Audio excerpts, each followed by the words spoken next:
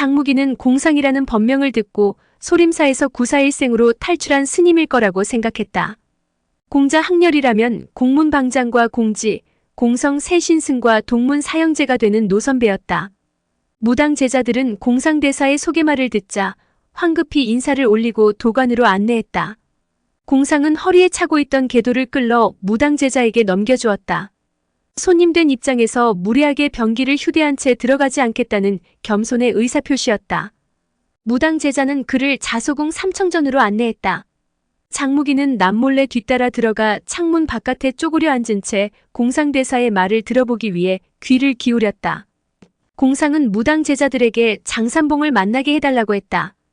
그러나 장산봉은 폐관에 든 지 1년이 넘도록 나오지 않아서 무당 제자들도 만나볼 수 없다고 했다. 그러자 공상은 송원교라도 불러달라고 했다. 그 말에 무당 제자들은 서로 얼굴을 쳐다보며 의아해했다. 그러고는 오히려 공상에게 물었다.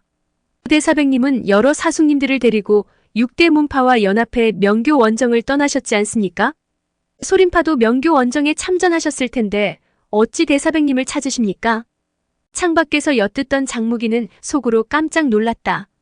역시 우려한 대로 송원교 일행은 돌아오던 중에 무슨 변고를 당한 것이 틀림없었다. 무당 제자들의 질문을 받은 공상은 답변 대신에 긴 한숨을 내쉬었다. 그러고는 지금 무당산에서 가장 학렬이 높은 사람이 누구냐고 물었다. 무당 제자들이 몸은 비록 불구가 되었지만 정신은 또렷한 유대함이 가장 큰 어른이라고 했다. 그러자 공상은 매우 급한 일이니 유대함이라도 만나게 해달라고 했다. 그 말에 무당 제자가 유대함이 있는 안채로 들어갔다. 공상은 무엇이 그리 초조한지 참을성 없이 대청 바닥을 이리저리 서성거렸다. 잠시 후 안채에 들어갔던 무당 제자가 다시 나오더니 공상을 유대함에게 안내했다. 원래라면 유대함이 공상을 맞으러 나와야 했지만 불구의 몸이 된 유대함은 거동이 불편했기 때문에 손님을 자기 방으로 부른 것이다. 장무기도 조용히 뒤를 밟았다. 그러나 이번에는 창문에 다가서지 못하고 20-30척 간격을 둔 채 몸을 숨겼다. 유대함은 불구가 된 이후 청각 하나만큼은 이전보다 훨씬 예민해졌다. 어릴 적 함께 지낸 적이 있던 장무기는 그런 사실을 알았기에 발각될 것을 우려해 섣불리 접근하지 않은 것이다. 차 한 잔 마실 시각이 지나서 안내를 맡았던 무당 제자가 유대함의 방에서 나오더니 도동인 청풍과 명호를 불렀다. 그러고는 유사수께서 나올 것이니 들 것을 준비하라고 일렀다. 장무기는 어린 시절 청풍과 명월 두 도동과 함께 놀았던 사이라 이들이 제법 친숙했다.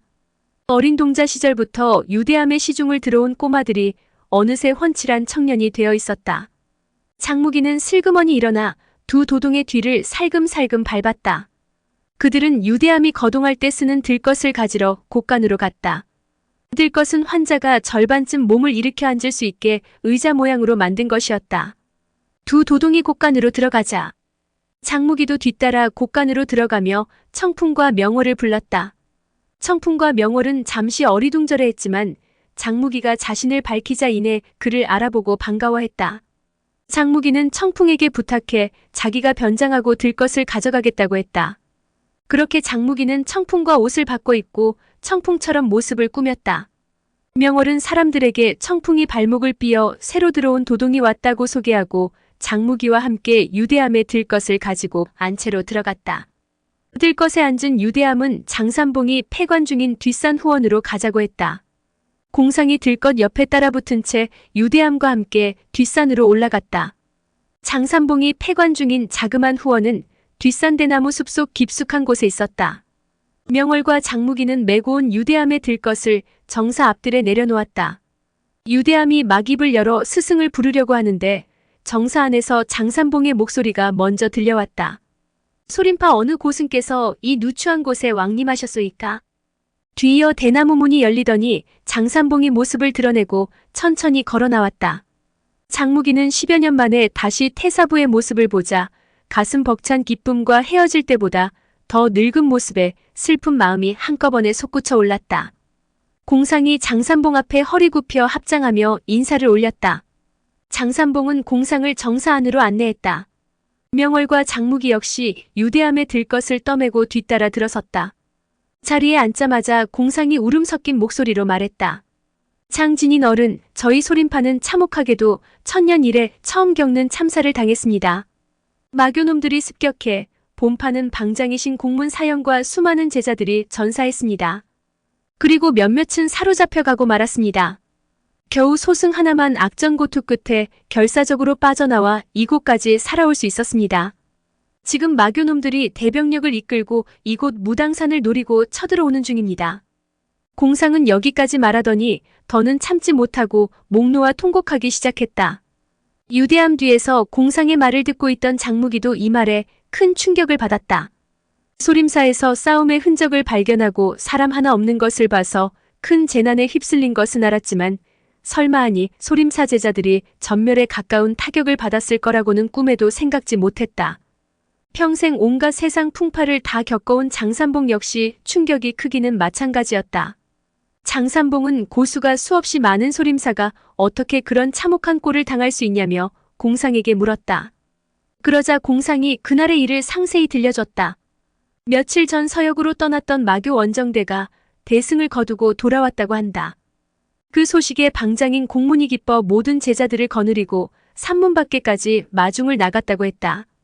공지, 공성 두 신승이 원정 갔던 제자들과 함께 소림사로 올라오는데 수백 명이나 되는 마교 포로까지 끌고 왔다고 했다. 대웅전 앞들에 일단 집결하고 나서 방장인 공문이 원정대의 노고를 치하하면서 전투 경과를 물었다. 그런데 어찌된 셈인지 공지가 우물쭈물하며 대답을 회피했다. 그 모습을 보고 모두 의아스레 여기고 있는데 갑자기 공성이 큰 소리로 외쳤다. 방장 사형 조심하십시오. 우리 원정대는 적의 소나기에 사로잡혔습니다. 여기 이 포로들은 모두 진짜 포로가 아니라 바로 적병들입니다. 그 말을 듣고 공문은 대경실색했다. 그 순간 포로들이 감춰놓았던 병기를 뽑아들고 일제히 공격을 퍼부었다. 무슨 일이 벌어졌는지 제대로 파악조차 하지 못한 상태에서 기습을 받은 것이다. 거기다 소림사 고수급 제자들은 모두 원정대에 참여했다 적에게 사로잡히고 말았다. 그러니 소림사에 남아있었던 병력으로는 처음부터 상대가 되지 않았다. 그 결과 소림사 제자들은 일방적으로 몰려 쓰러졌고 공성마저 그 싸움 중에 죽고 말았다. 여기까지가 공상이 전해준 그날의 참혹한 광경이었다. 공상은 등짐을 끌러 황색 보자기에 싼 물건을 꺼냈다. 기름 먹인 헝겊을 풀자. 거기에는 사람의 머리통이 하나 들어있었는데 온통 분노로 일그러진 그 수급의 주인은 다름 아닌 소림파 3대 신승 가운데 한 사람인 공성이었다. 장산봉과 장무기는 저도 모르게 이구동성으로 장탄식을 했다. 공상은 눈물을 흘리며 탁자 위에 공성의 수급을 올려놓더니 그대로 마룻바닥에 털썩 엎드려 울부짖었다. 장산봉은 그런 공상을 부축해 일으키려고 허리 굽혀 두 손을 내밀었다. 그러면서 위로의 말을 건네던 순간이었다. 갑자기 퍽 하는 둔탁한 소리와 함께 장산봉은 아랫배에 극심한 통증을 느꼈다. 뜻밖에도 공상이 장산봉의 하복부에 쌍장을 날린 것이다.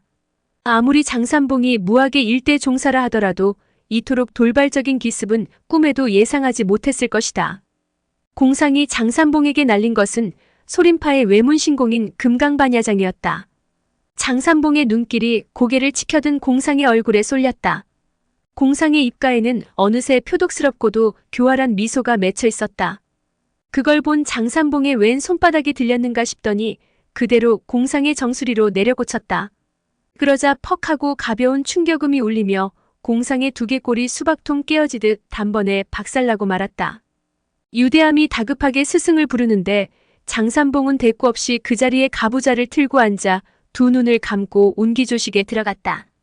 잠시 후 장산봉의 정수리에서 하얀 김이 모락모락 피어올랐다. 그러고는 면목음 선혈을 토해냈다.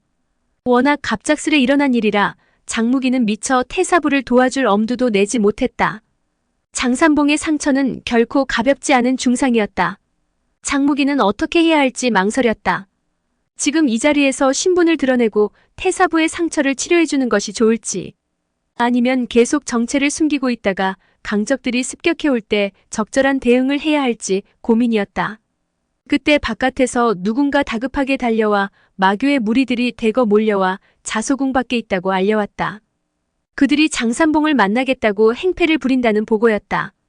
그 보고를 듣고 장산봉과 유대함은 실로 난감했다. 지금 무당산에는 장산봉 말고는 의지할 사람이 없었다. 그러나 장산봉은 금강반야장에 기습을 당해 중상을 입은 몸이었다. 3, 4대 제자 몇몇이 있기는 했으나 그들은 무공이 약해서 별 도움이 되지 않았다.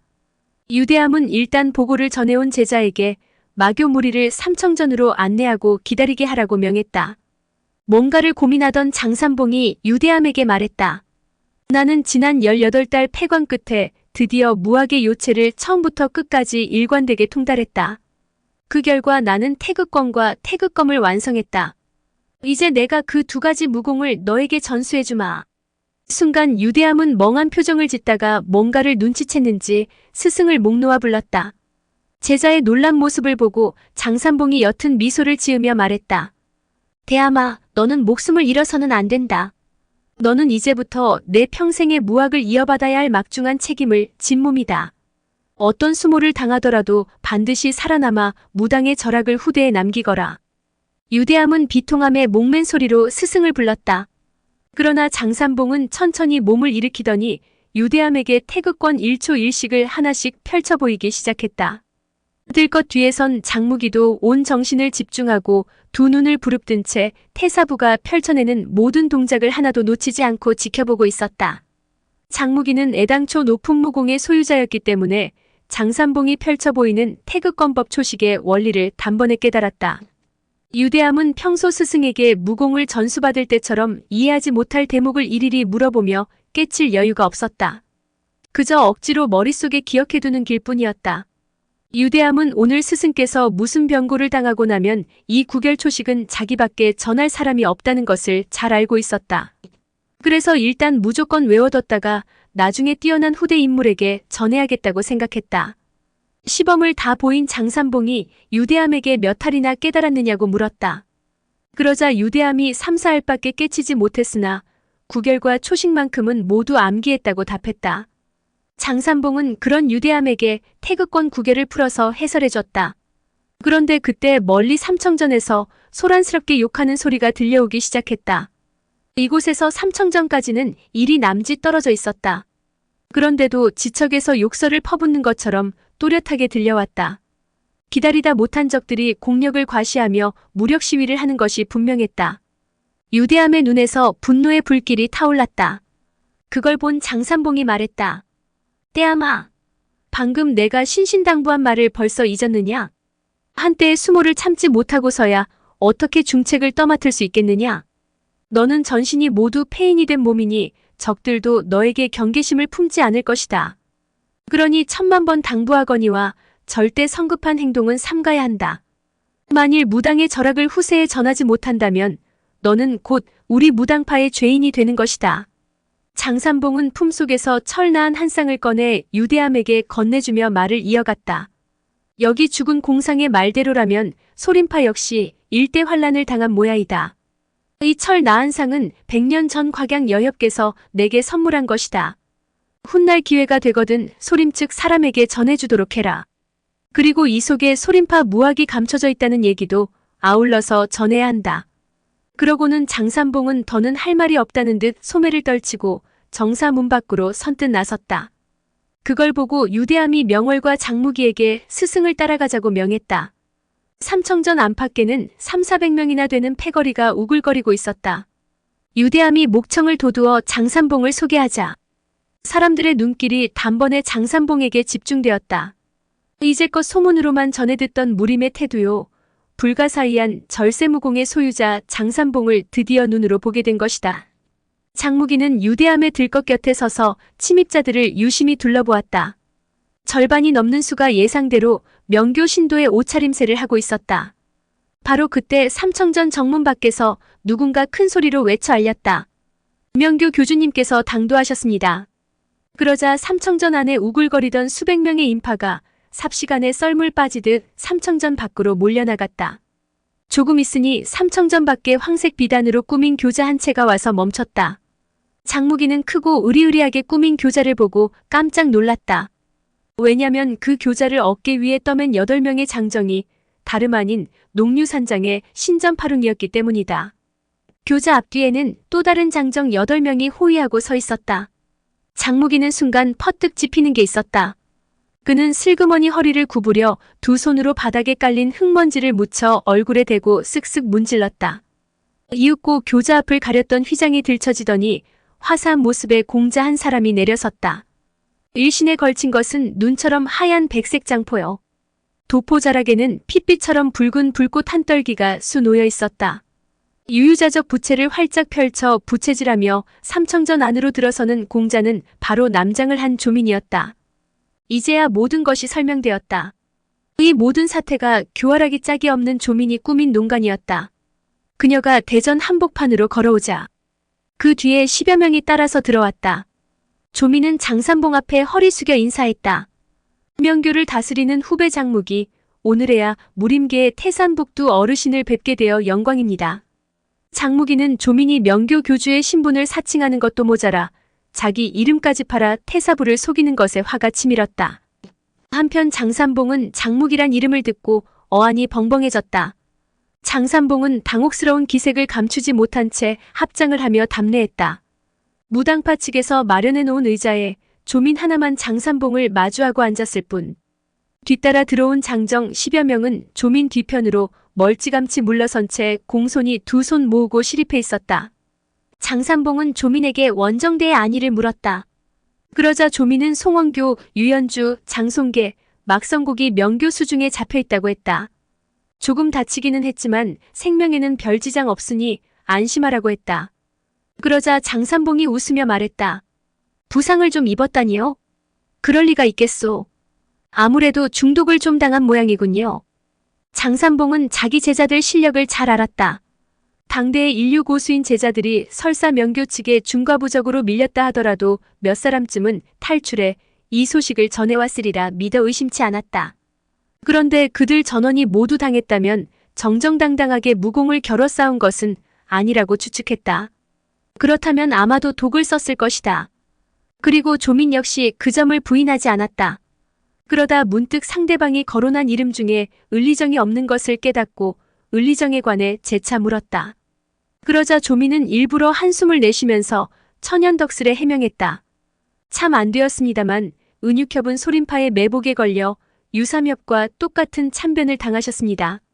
사지 팔다리뼈가 금강지력에 당해 모조리 꺾이고 부서져 으스러졌지요. 지금은 아마 죽고 싶어도 죽지 못하는 폐인이 되었을 겁니다. 너무나 충격적인 소식에 놀라 비통한 나머지 장산봉은 선혈을 한 모금 울컥 토했다. 장산봉은 조민의 표정을 보고 지금 한 말이 거짓이 아님을 알았기 때문이다.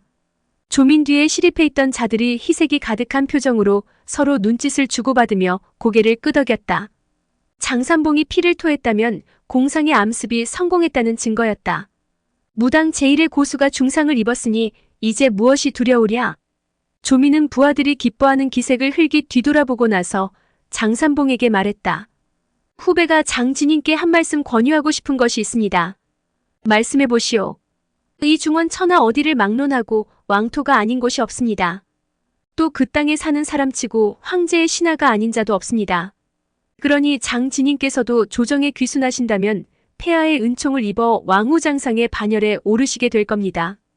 또한 무당파 역시 옛날 우리 태조 칭기즈칸 황제께서 전진교 장춘진인을 책봉하셨듯이 중원 천하의 도교를 관장하는 크나큰 영예를 내리실 것입니다. 그뿐 아니라 송대엽 이하 제자들 모두 무사히 돌아올 수 있을 겁니다. 장산봉은 천장 대들보에 눈길을 던진 채 냉랭하게 말했다. 이제껏 명교가 의롭지 못한 일을 제멋대로 많이 저질렀다고는 해도 몽골족과는 줄곧 맞서온 것으로 알았소. 그런데 언제부터 원나라 조정에 투항해서 앞잡이 노릇까지 하게 되었는지 모르겠구려. 이 늙은이가 그동안 모르는 게 너무 많았소이다. 그러자 조민은 이미 소림파의 공문방장이야 모든 소림 제자들도 황제 폐하께 귀순의 조정에 충성을 맹세했다고 했다. 그러니 우리 명교와 함께 대세의 흐름을 알고 천하의 모든 지혜로운 자와 영웅호걸이 가는 길을 가자고 권했다. 그 말이 끝나기 무섭게 장산봉이 두 눈을 부릅뜨며 조민에게 말했다. 어린 아가씨의 거짓말이 너무 지나치시구려. 장산봉의 말에 조민 뒤에 서 있던 덩치 큰 사내가 불쑥 튀어나와 호통쳤다. 닥쳐라. 늙은 것이 뭘 안다고 옳고 그름을 말하는가. 진정 무당파의 전멸이 코앞에 닥친 것을 모르는가? 너는 살 만큼 살았으니 지금 죽어도 두렵지 않을 것이다만 설마 여기 남은 200여 명의 문화 제자도 내 놈처럼 모두 선뜻 목숨을 바칠 듯 싶으냐? 사내의 호통치는 목소리는 기운이 넘치고 듣는 사람으로 하여금 주눅이 들게 할 만큼 위풍당당했다. 장산봉이 긴 탄식을 하며 시 한 수를 읊어 대꾸했다. 자고로 사람의 한평생 어느 누군들 죽지 않으랴. 오로지 일편단심 청사의 길이 전할 뿐일세. 이 시구는 남송 마련 문학가요. 재상을 지낸 문천상이 지은 것이다. 문천상은 몽골군이 중원으로 남하했을 때 굴복하지 않고 저항하던 끝에 붙잡혀 죽임을 당했다. 그러고는 유대함을 바라보면서 혼자 생각에 잠겼다. 나는 지금 무당의 절학이 후세에 전해질 수 있기만을 바랄 뿐이다. 나는 그저 내가 하는 일이 천지간에 부끄러움이 없기만 바랄 뿐이다. 장산봉을 바라보던 조민이 가볍게 왼손을 휘둘렀다. 그러자 장산봉에게 호통쳐 꾸짖던 사내가 허리를 구부리고 공손히 물러났다. 조민은 입가에 옅은 미소를 띤 채 의자에서 일어났다. 장진인께서 그토록 고집을 부리시니 더 드릴 말씀이 없군요. 그녀가 자리에서 일어나는 것을 신호로 등 뒤에 서 있던 네 사람이 어느새 좌우로 갈려져 나와 장산봉의 앞뒤 좌우를 단간히 에워쌌다. 한 명은 방금 장산봉을 향해 무례하게 욕설을 퍼붓던 몸집 우람한 사내였고 한 사람은 누더기 옷차림을 한 사내였으며 또 한 명은 깡마른 체구의 승려였다. 나머지 한 사람은 텁석부리 수염의 벽안에 푸른 눈동자를 지닌 서역 출신의 호인이었다. 조용히 사태의 추이를 지켜보던 장무기는 속으로 여러 가지 경우의 수를 생각해봤다. 장무기가 눈여겨본 조민 측 고수들만 해도 그 수가 적지 않았다. 거기다 고수급은 아니라고 해도 조민이 데려온 무리민들 숫자도 만만치 않았다. 장무기는 혼자서 태사부와 셋째 사백의 안전을 지켜낼 수 있을까 걱정되었다. 어쨌든 이제 대화는 끝났다. 생각 끝에 장무기는 어떻게 해서든 조민을 사로잡아 인질로 삼고 저들을 물러나게 만드는 것이 최선이라고 판단했다. 결심을 굳힌 장무기가 막 나서려는 찰나였다. 삼청전 정문 바깥에서 난데없이 음침한 웃음소리가 길게 울리더니 청색 옷차림의 그림자 하나가 번뜩이며 들어섰다. 그림자는 질풍처럼 우람한 체구의 사내에게 덮쳐들며 등 한복판에 일장을 후려갈겼다. 기습을 받은 사내가 황급히 몸을 돌리며 자기도 일장을 날려 맞받아쳤다. 그러나 그림자는 중간에서 손을 걷어들이며 몸을 틀었다. 그러고는 서역 호인의 어깨를 후려쳤다. 벽 안의 호인이 몸을 틀어 피하고는 그대로 발차기로 그림자의 아랫배를 걷어찼다. 하지만 그 발차기가 아랫배에 닿기 전에 그림자는 다시 방향을 바꿔 이번에는 말라깽이 승려를 공격하더니 비스듬히 몸을 틀어 물러서면서 이번에는 왼손으로 누더기 차림새의 거지를 향해 일격을 날렸다. 그야말로 눈 깜짝할 사이에 벌어진 일이었다. 비록 타격을 주지는 못했지만 고수 네 사람을 상대로 보여준 무공 실력은 놀라웠다. 느닷없이 기습을 당한 네 사람은 반사적으로 몇 걸음씩 물러나 응전 태세를 가다듬었다. 그러나 청색 옷을 입은 그림자는 적들을 거들떠보지 않은 채 장산봉 앞으로 다가서서 공손히 허리 굽혀 인사했다. 명교장 교주 휘하의 후배 위일소 장진인께 문안드립니다. 청색 옷의 그림자는 바로 청익보광 위일소였다. 위일소에게 정중한 인사를 받고서도 장산봉의 얼음장같이 싸늘한 표정은 바뀌지 않았다. 위일소가 명교장 교주의 부하라고 자신을 소개했기 때문이다. 그렇다면 자칭 장교주라고 이름을 밝힌 여인과 한패라는 소리가 아닌가? 또 무슨 교활한 음모를 꾸미려고 방금 전과 같은 연극을 하는지 이해할 수 없었다. 그런데 허리를 편 위일소가 조민 쪽으로 돌아서더니 대뜸 삿대질을 해가며 질책했다. 조낭자, 어린 아가씨가 어째서 우리 명교를 사칭하는 것인가? 그러면서 위일소는 조민이 소림사를 공격하고 무당상까지 공격하면서 왜 그 죄를 명교에 뒤집어 씌우려 하냐며 따져 물었다. 장산봉은 이제야 사태가 어떻게 돌아가는 것인지 깨달았다. 조민은 마각이 드러났으니 이제 꼼수를 쓰기는 다 틀린 노릇이라 생각하고 다 된 밥에 재를 뿌린 위일소부터 처치해버리기로 마음먹었다. 그래서 조금 전 장산봉에게 욕설을 퍼붓던 부하에게 위일소를 죽이라고 명령을 내렸다. 그러자 체구가 우람한 사내가 대청 한복판으로 걸어나와 위일소에게 도전했다. 위일소가 대결 전에 상대의 이름을 물었지만 그 사내는 신분을 감추고 이름을 밝히지 않았다. 사내가 먼저 위일소를 향해 공격해 들어갔다. 다소 쉽게 생각하고 있던 위일소는 몇 수 주고받아 보니 상대가 강적임을 인정하지 않을 수 없었다. 전력을 다해 두 사람이 공수를 한창 주고받고 있을 때 느닷없이 삼청전 대문 바깥에서 무엇인가 시꺼먼고 묵직해 보이는 물건 하나가 벼락치듯 날아들더니 위일소와 대결 중인 사내에게 부딪혀갔다. 그것은 쌀자루보다 훨씬 커다란 포대자루였다. 사내는 재빨리 날아들던 포대자루를 세차게 후려쳤다. 그러자 느닷없이 포대자루 속에서 처절한 비명이 터져나왔다. 포대자루 속에 사람이 들어있었던 모양이었다. 벼랑간 터져나온 비명소리에 놀라 사내가 멈칫하는 순간 위일소가 소리 없이 사내의 등 뒤로 돌아가 한빅면장을 한 대 먹였다. 한빅면장을 맞고 충격을 받은 사내가 황급히 뒤돌며 오른손을 높이 쳐들고 그대로 위일소의 정수리를 향해 혼신의 일장을 내리쳤다. 그러나 위일소는 사내의 손길을 피하기는커녕 오히려 통쾌하게 웃어젖히며 그 자리에서 꼼짝도 하지 않았다. 아니나 다를까 정수리로 떨어져 내리던 손바닥은 목표물에 도달하기 전에 사내의 몸이 쓰러지면서 힘을 잃고 말았다. 조민 뒤에 있던 누더기 옷차림의 사내가 뛰어나와 포대자루를 푹 찢어발겼다. 거기에는 방금 덩치 큰 사내의 일장에 맞아 죽은 것으로 보이는 시체가 얼굴이 피투성이가 된 채 누워 있었다. 걸친 옷차림새로 봐서 자기네들과 한패인 것이 분명했다. 누더기 옷차림의 사내는 웬 놈이 장난을 치는 것이냐며 호통쳤다. 그 순간 어느 틈에 삼청전으로 들어왔는지 뚱뚱보 승려 하나가 낄낄대며 서 있었다. 바로 포대화상 설부득이었다. 설부득은 성큼성큼 장산봉 앞으로 걸어가 허리 숙여 인사했다. 명교장 교주 휘하 포대화상 설부득이 삼가 무당의 장진인께 문안드립니다. 그 말에 장산봉이 웃으며 포대화상에게 답례했다. 설부득은 조민 일당을 한 바퀴 둘러보더니 다시 장산봉에게 말했다. 저희 명교장 교주님 휘하, 광명좌사자, 백미응왕, 그리고 내산인과 오행기 예하의 모든 병력이 벌써 무당산에 도착했습니다. 물론 명교의 대병력이 도착했다는 말은 거짓말이었다. 조민은 설부득의 말이 거짓이란 걸 알면서도 불안한 마음까지 떨쳐버릴 수는 없었다. 그녀는 의욕에 찬 눈길로 위일소를 노려보며 물었다. 장교주는 어디 있죠? 이리 나오라고 하세요. 조민의 물음에 위일소는 호탕하게 웃으며 대충 얼버무렸다. 그러면서 설부득에게 교주를 받냐는 식으로 눈짓을 보냈다. 그러나 설부득 역시 꿀먹은 벙어리였다. 눈치 빠른 조민은 위일소와 설부득이 초조한 기색으로 눈짓을 주고받는 것을 보고 명교의 주력 병력이 아직 도착하지 않았음을 확신했다. 그녀의 입가에 설부득의 허장성세를 비웃는 미소가 피어올랐다. 위일소와 설부득 두 명쯤이야 손쉽게 해치울 수 있을 것이다. 그 후에 장무기와 양소, 은천정 일행은 기다렸다가 오는 대로 하나씩 각계격파하면 될 일이었다.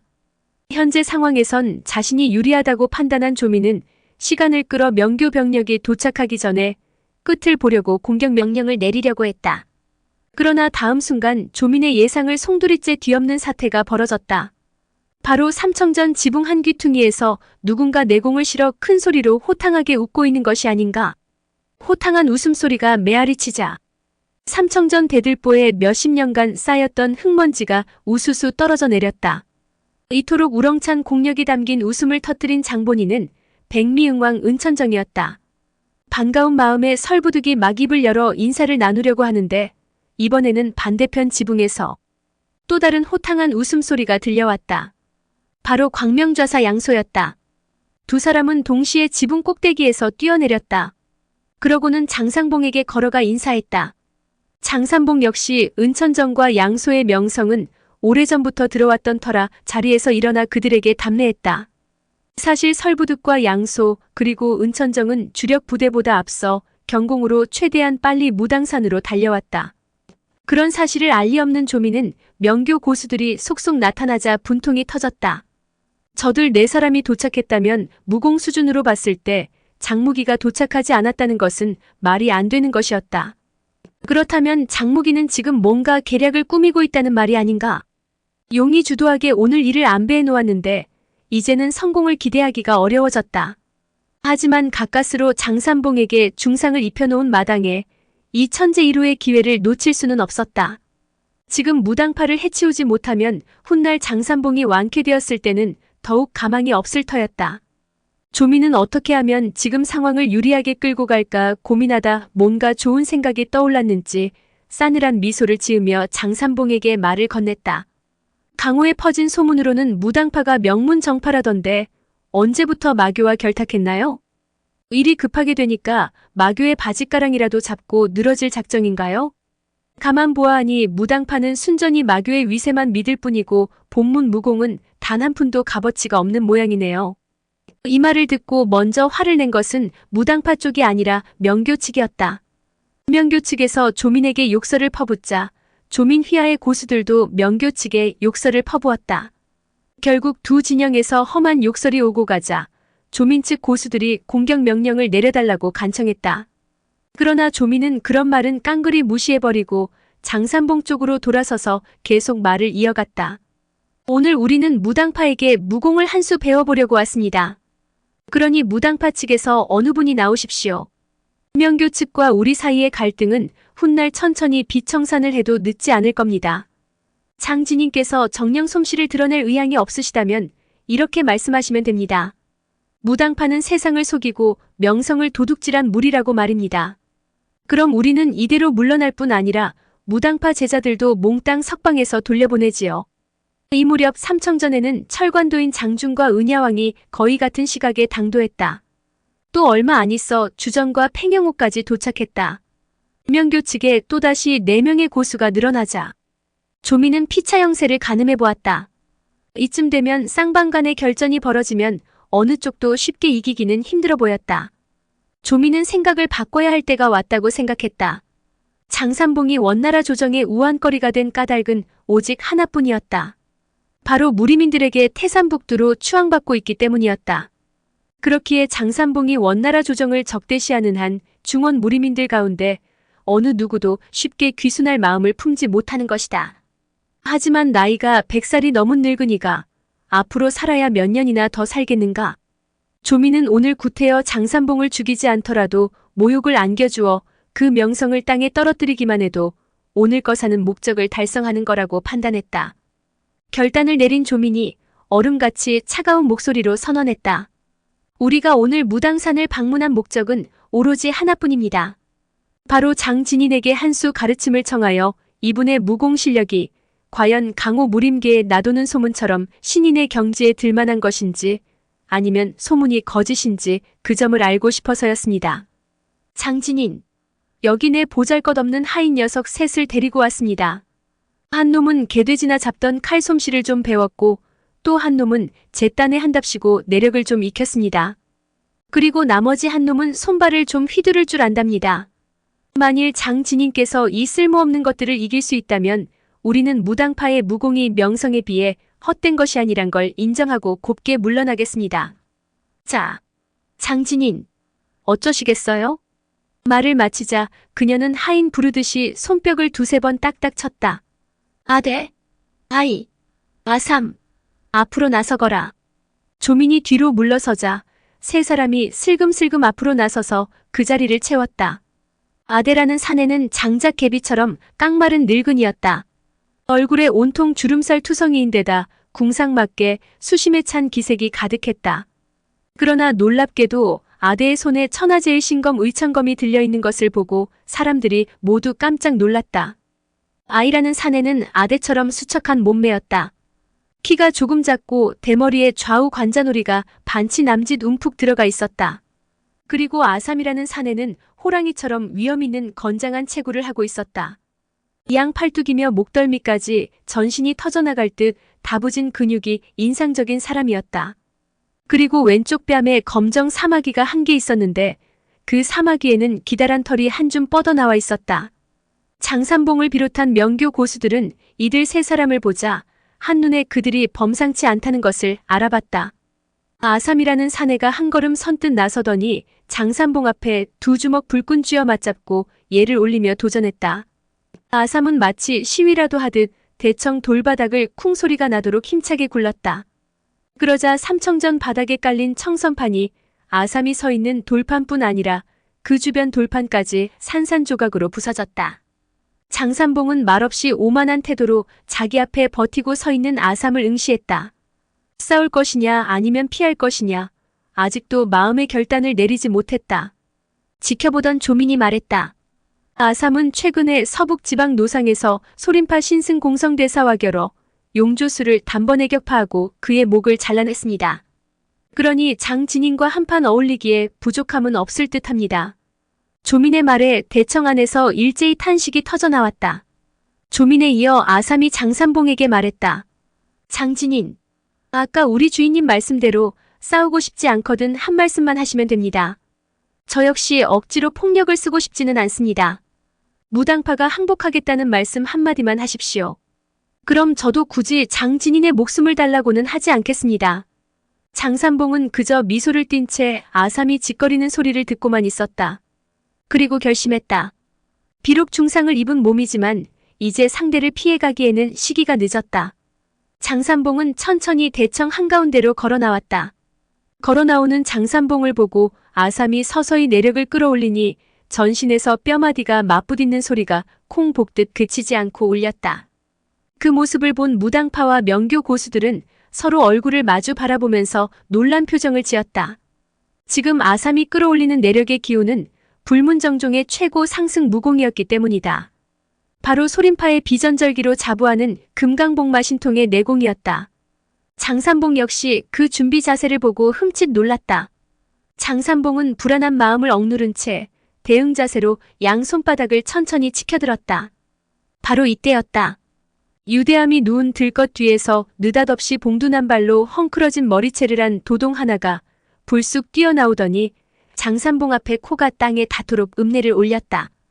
그러면서 자기가 태사부 대신 나가 아삼과 겨뤄보겠다고 했다. 바로 청풍으로 변장한 장무기였다. 명교 고수들은 장무기의 목소리만 듣고도 이내 교주의 정체를 알아보았다. 그러자 명교 고수들의 얼굴빛이 활짝 밝아졌다.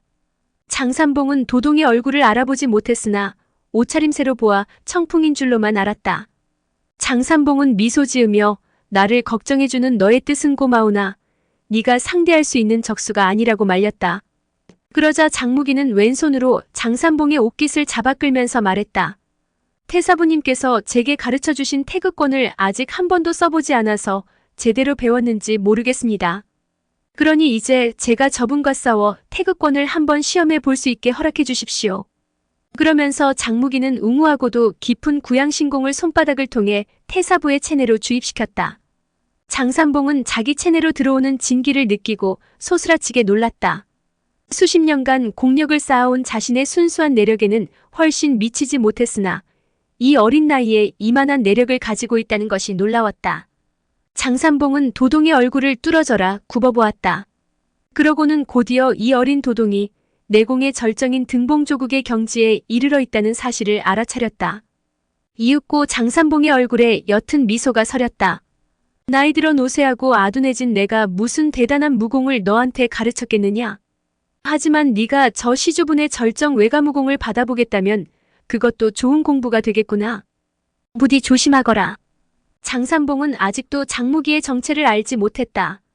그저 어느 다른 문파에서 청년 고수가 도와주러 왔다고만 생각했다.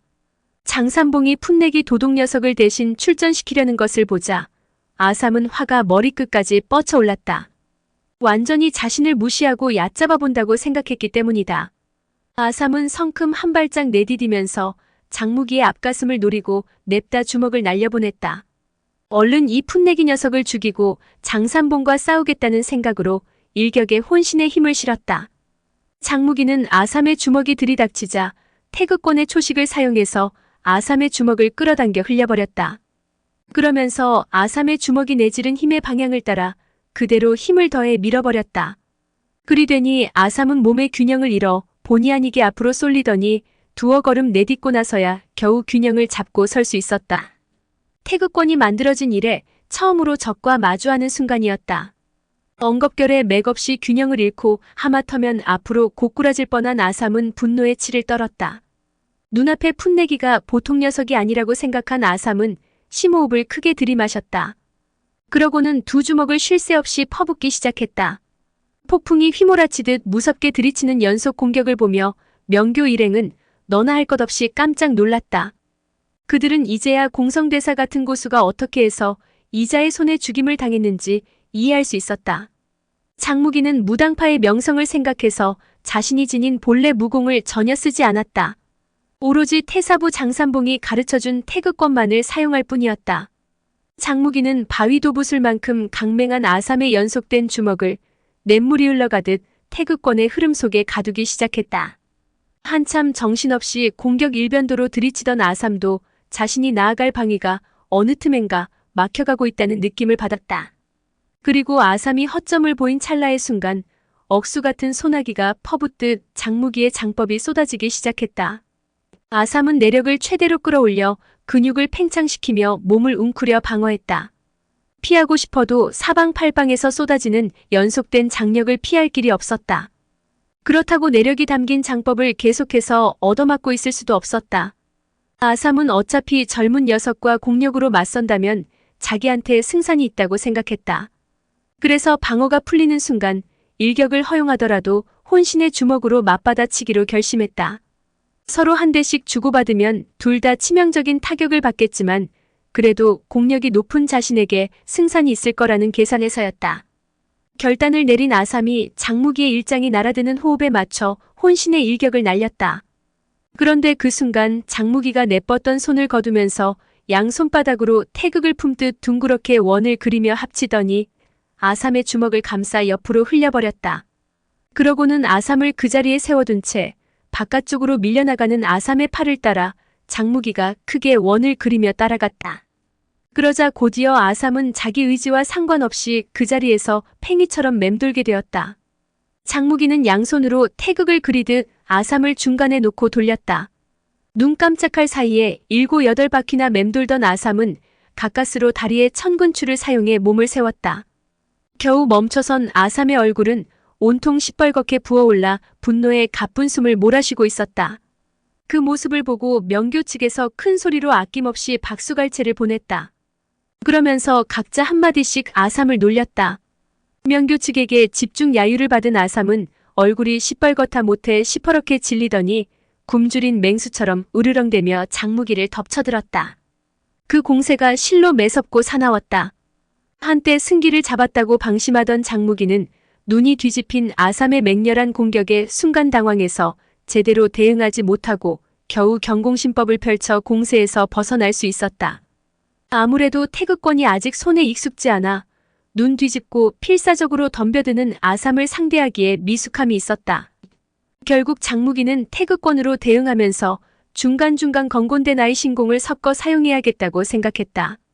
이때 아삼의 오른손 지력이 장무기의 어깨 축지를 향해 찔러들었다. 장무기는 그 공격을 건곤대 나의 신공으로 끌어들여 자기가 원하는 방향으로 공격을 틀어보냈다. 그러자 목표를 벗어난 아삼의 손가락은 무형의 힘에 이끌려 자신의 왼팔뚝을 거세게 찍고 말았다. 얼마나 강하게 찍었던지 뼈마디가 으스러진 듯한 충격을 받았다. 결국 왼팔뚝이 축 늘어져 버렸다. 그 모습을 보고 양소가 큰 소리로 외쳤다. 정말 기막힌 태극권이군.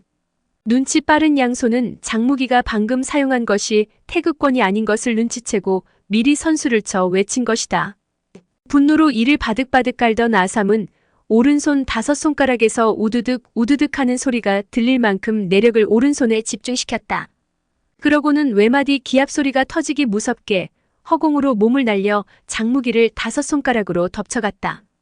장무기는 다시 한번 건곤대 나의 신공으로 상대방의 공세를 끌어당겼다가 슬쩍 방향을 틀어놓아 버렸다.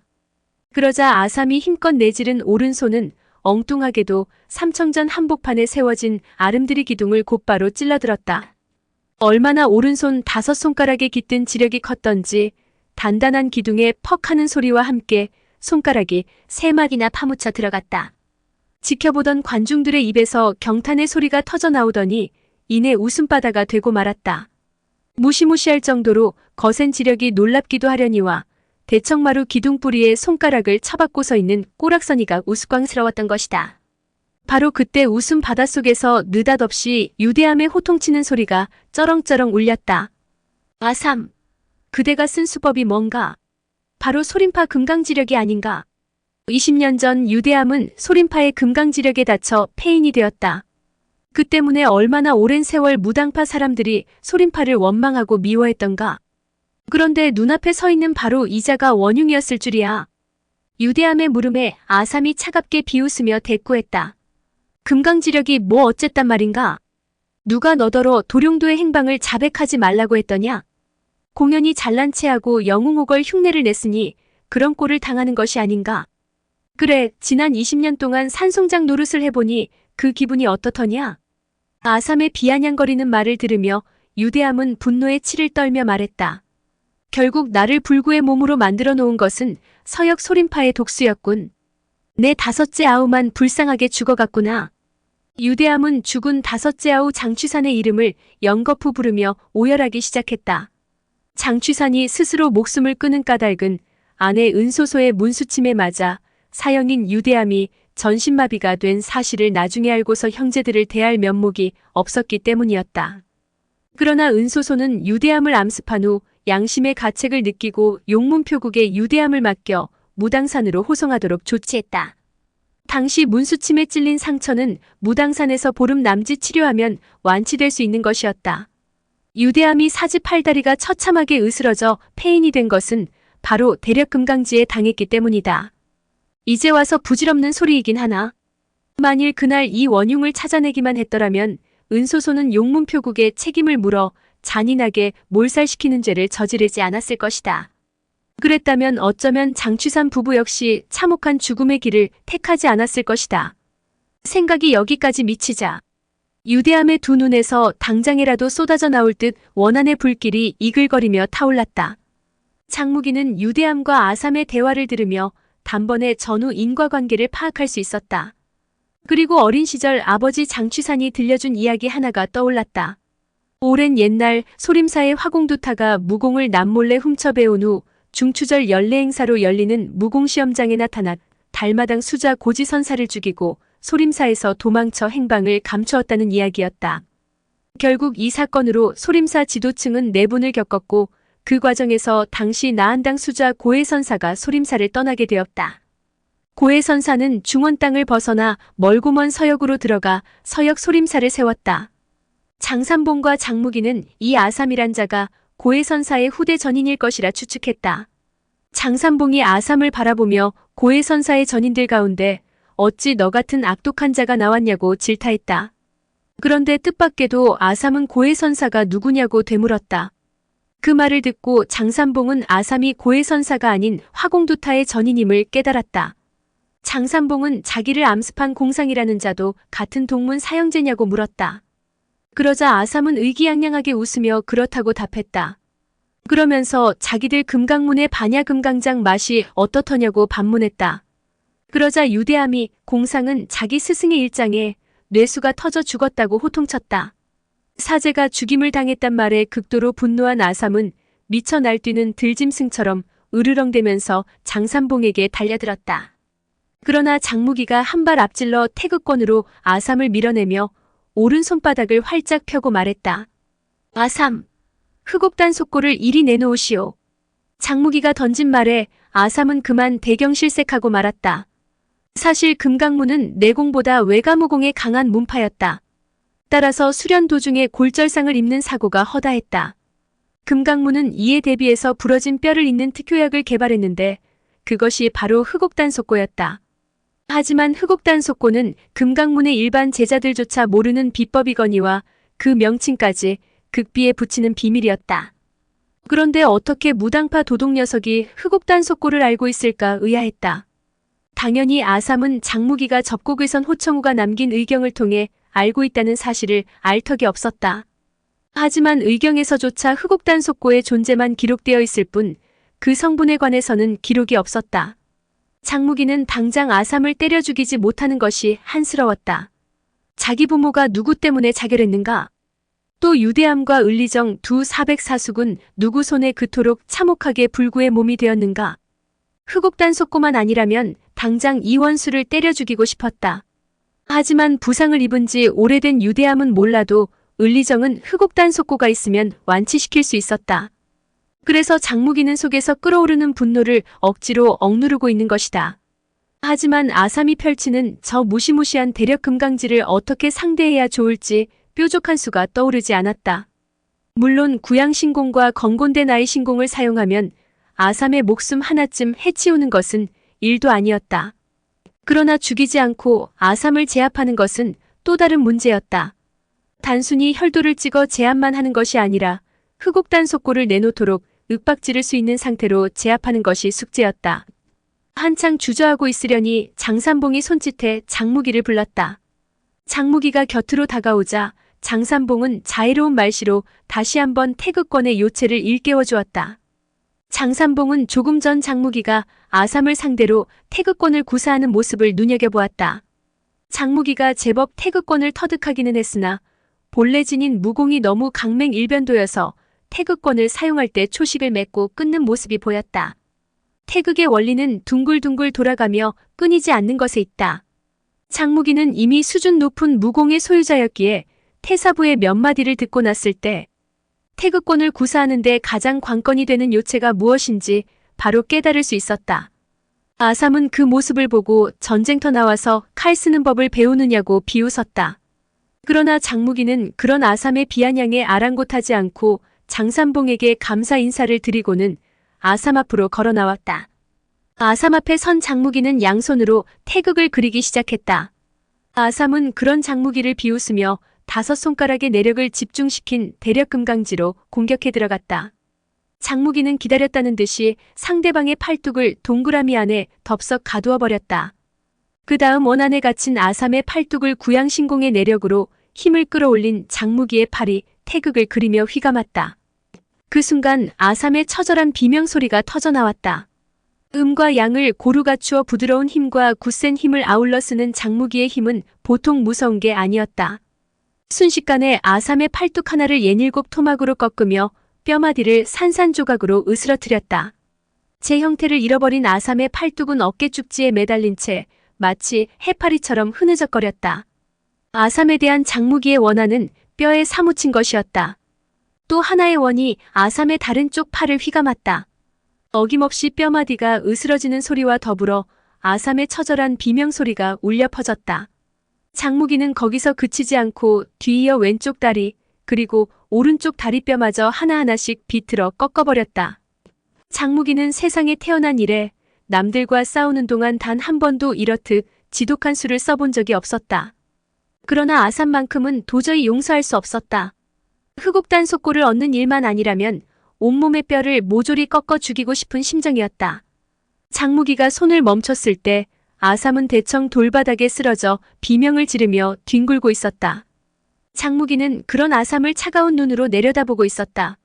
조민의 부하 중 한 사람이 조심스레 다가와 장무기의 눈치를 살폈다.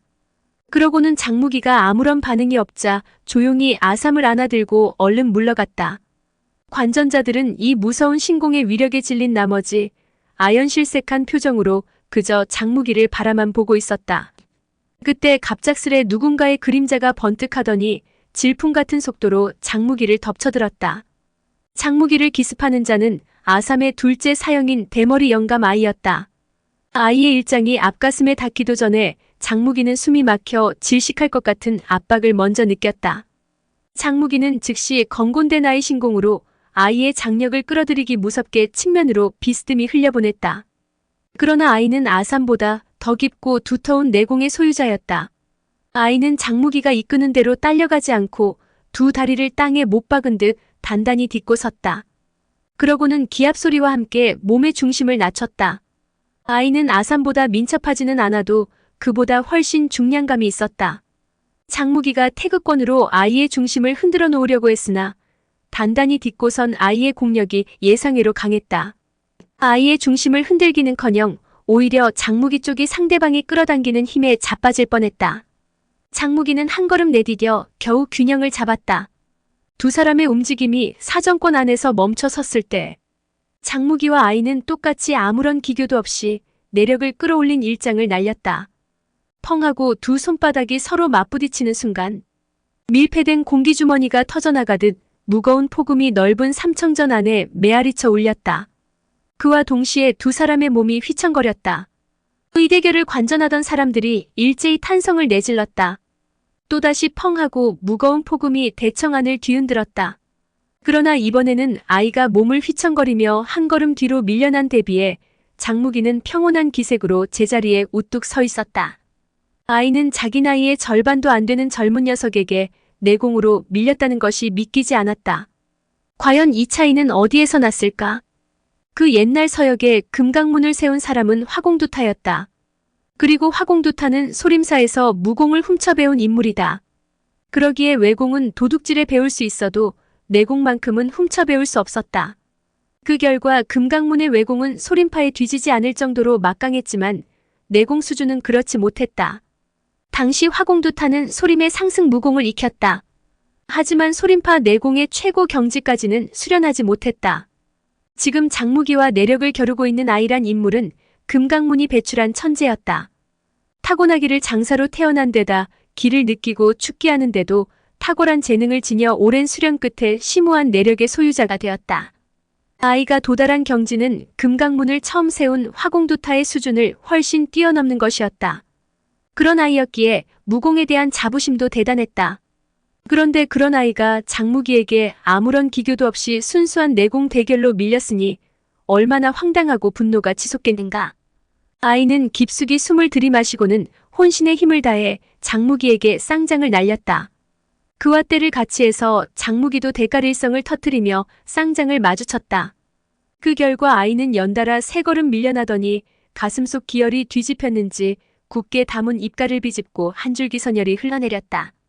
이 무렵 을리정 역시 들것에 실린 몸으로 양불회, 아소와 함께 무당산에 올라와 관전자들 속에 섞여 이 대결을 지켜보고 있었다. 장무기가 그런 을리정을 발견하고 물었다. 작은 아저씨, 아저씨를 공격한 놈들 가운데 이 대머리 늙은이도 끼어 있었습니까? 그러자 을리정이 대답했다. 그렇다. 바로 그자가 원흉이었다. 장무기가 을리정의 대답을 듣고 매서운 눈으로 아이를 쳐다봤다. 아이는 그런 장무기의 눈빛을 받으며 전신의 뼈마디가 맞부딪혀 우두둑 소리가 울리도록 공력을 끌어올렸다. 그 모습을 보고 유대함이 상대의 운공이 끝나기 전에 공격하라고 외쳤지만 장무기는 웬일인지 선제 공격을 하지 않은 채 아이가 운공을 끝낼 때까지 바라만 보고 있었다. 이윽고 운공을 끝낸 아이가 삼청전 돌바닥이 울리도록 한 걸음을 내디뎠다. 그러자 산악이라도 허물어버릴 것 같은 무시무시한 기세의 장력이 장무기를 덮쳐갔다. 그 모습을 지켜보던 관중들은 저도 모르게 침을 꿀꺽 삼켰다. 장무기는 상대방이 몰아쳐오는 장력을 이번에는 맞받아치지 않았다. 단지 아이의 강력한 일장에 그저 가볍게 손바닥을 맞대고 자기 쪽으로 끌어당기기만 했다. 순간 아이는 이상함을 느꼈다. 분명 혼신의 힘을 실어 진기를 쏟아냈는데 마치 손뭉치를 때린 것 같은 느낌이 들었기 때문이다. 이때 아이가 날린 강력한 힘은 장무기의 손바닥을 통해 체내로 들어와 몸 안을 한 바퀴 돌고 있었다. 그리고 다시 그 힘에 구양신공의 힘을 더해서 맞대고 있는 장무기 손바닥을 통해 아이에게로 되돌아갔다. 바로 건곤된 아이 신공이었다. 쭉 뻗은 아이의 팔을 통해 두 개의 거대한 장력이 밀어닥치자 천지가 진동하는 울림 속에 아이의 처절한 비명소리가 터져나왔다. 그와 동시에 아이의 육중한 몸이 마치 투석기에서 발사된 바위덩이처럼 포물선을 그리며 붕 떠오르더니 눈 깜짝할 사이에 쾅 하는 소리와 함께 삼청전 벽면을 꿰뚫고 날아가 버렸다. 너무나 충격적인 결과에 아연실색한 관중들은 아무 말도 하지 못하고 뻥 뚫린 벽면 구멍만 쳐다봤다. 그때 그 구멍을 통해 명교 후토기의 장기사 안원이 쓰러진 아이를 들어다 대청마루 바닥에 내려놓고는 장무기에게 허리 굽혀 인사하고 다시 벽구멍으로 나가버렸다. 사람들의 시선이 일제히 대청 돌바닥에 누워있는 아이에게 쏠렸다. 아이는 팔에서부터 어깨까지 뼈마디마디가 전부 부러져 있었고 갈빗대도 여러 부러져 있었다.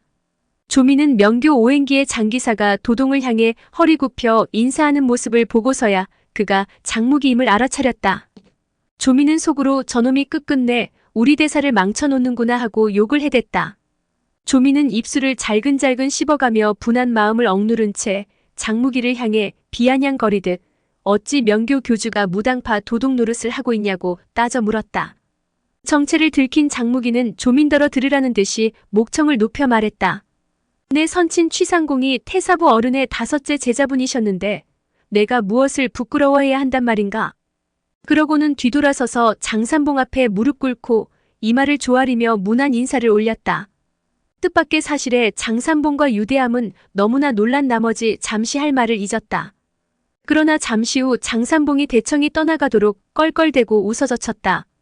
그리고 허공을 우러른 채 죽은 장취산을 생각했다.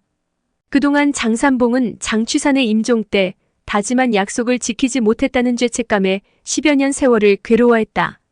그런데 이제 이렇게 장무기가 늠름한 장부가 되어 나타났으니 이보다 더 기쁜 일이 어디 또 있겠는가? 조미는 더 이상 무당산에서 얻을 것이 없을 것 같았다. 그래서 적당한 핑계를 대고 그만 철수하려고 했는데 그만 생각지도 않은 것을 보고 말았다.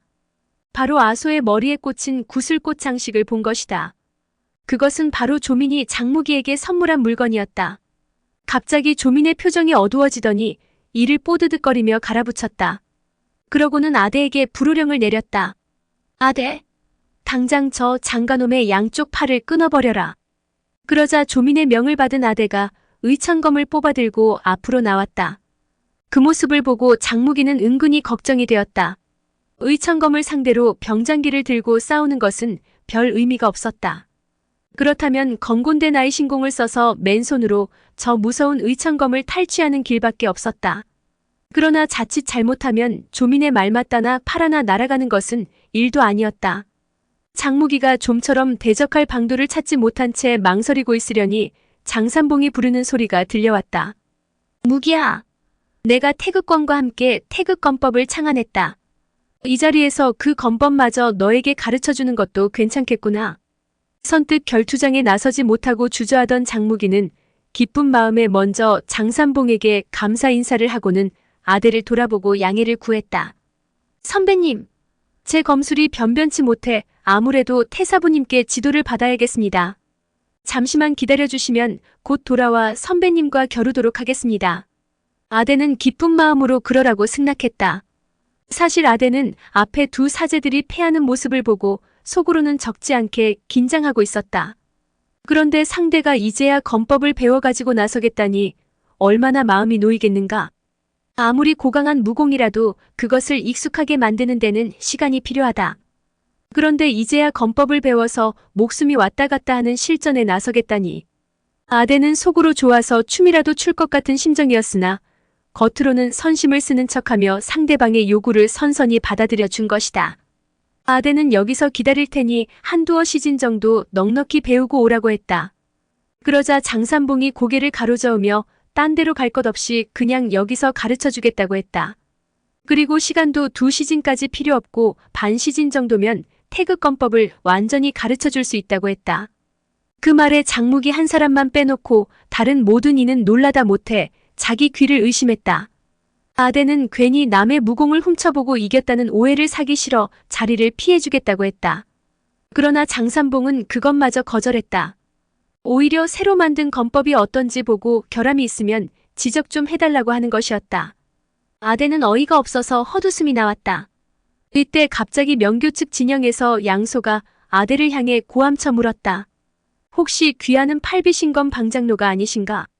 어찌 당당한 개방 장로의 신분을 지닌 분이 남의 종노릇을 하고 계시오? 그 말에 명교 진영이 술렁댔다. 오랜 옛날 방장로와 교분을 나눈 주전의 놀라움은 더욱 컸다. 자네는 죽지 않았는가? 죽어서 땅에 묻힌 사람이 어떻게 살아 돌아왔는가? 아대는 무거운 탄식을 내뱉으며 머리를 떨어뜨린 채 혼잣말로 중얼거렸다. 늙은 거지는 이미 죽어 이 세상에 없다네. 과거에 묻혀버린 사람을 다시 들쳐 못하겠는가? 여기 있는 이 사람은 이미 개방의 장로가 아닌 것을. 현재 원로급에 있는 무림계 인사들치고 개방의 4대 장로 가운데 으뜸이던 팔비신검 방동백을 모르는 이는 없었다. 방동백은 쾌검으로 강호의 명성을 떨치던 인물이었다. 마치 팔이 8개 달린 나타태자처럼 신출기몰하게 권법을 구사했기에 팔비신검이란 벼로를 얻었다.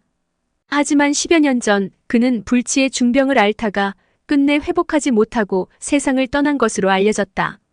그런데 여기 이렇게 살아있을 줄이야 누가 꿈에라도 생각을 했겠는가? 장산봉도 아대의 정체가 방동백이라는 것을 알고는 자신의 태극검법이 팔비신검에게 지도를 받게 되어 영광이라고 인사말을 건넸다. 그러고는 장무기에게 사용하는 검이 있느냐고 물었다. 그러자 아소가 기다렸다는 듯이 장무기가 녹류산장에서 들고 나온 가짜 목재 의천검을 바쳤다. 장산봉은 목검을 받아들고 껄껄 웃었다. 그러고는 자리에서 일어나 천천히 태극검법의 초식들을 하나씩 펼쳐 보이기 시작했다. 장무기는 정신을 집중해 태극검법의 요결을 유심히 관찰했다. 장산봉이 태극검법의 54초 시범을 모두 끝마쳤지만 의뢰 있을 법한 관중들의 박수갈채는 들리지 않았다. 삼청전 안은 물을 뿌린 것처럼 조용했다. 사람들은 모두 깊은 의욕에 빠져들었다. 이렇듯 물렁물렁하고 군뱅이같이 느려 빠진 검법으로 어떻게 팔비신검의 쾌검에 맞서 싸우란 것인지 도대체 이해할 수 없었기 때문이다. 그러나 장산봉은 주변 사람들 시선에는 아랑곳하지 않고 장무기에게 물었다. 얘야, 똑똑히 다 보았느냐? 예. 모두 기억했느냐? 벌써 잊기 시작했습니다. 잘했다. 내게는 아직도 어려운 모양이구나. 곰곰이 잘 생각해보아라. 장무기는 고개를 숙인 채 깊은 생각에 잠겼다. 한참 있다가 장산봉이 또 물었다. 지금은 어떠냐? 절반가량 잊었습니다. 곁에서 지켜보던 사람들이 안타까움에 태극검법이 너무 심오해서 한번 보고 다 기억하지 못하는 것 같다면서 다시 한번 장무기에게 보여주면 안 되냐고 부탁했다. 그러자 장산봉이 다시 한번 시범을 보여줬다. 그러나 다시 한번 시범을 보인 태극검법 54초가 끝나자 관중들은 너나 할 것 없이 도깨비에게 홀린 표정이 되었다. 방금 장산봉이 보여준 태극검법은 처음 한 것과 완전히 다른 초식이었기 때문이다. 사람들이 갈수록 더 어려워진다며 아우성쳤으나 장산봉은 못 들은 척 무시하고 장무기에게 물었다. 얘야, 지금은 어떠냐? 아직 3초가 남았습니다. 장무기의 대답을 듣고 나서 장산봉은 고개를 끄덕끄덕 하더니 목검을 거두고 의자에 가앉았다. 장무기는 깊은 사색에 잠긴 채 대청 안을 한 바퀴 돌았다. 그러다 뭔가 깨달았는지 장산봉에게 말했다. 태사부님, 이제 다 잊었습니다. 한 초식도 남기지 않고 말끔히 지워버렸습니다. 목소리가 희열에 차서 떨려 나왔다. 그제야 장산봉은 목검을 장무기에게 건네주었다. 훌륭하다, 아주 훌륭해.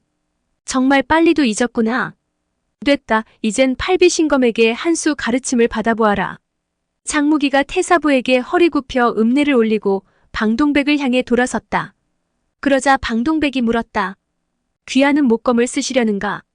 방동백이 의아한 마음에 묻자 장무기는 고개를 끄덕였다.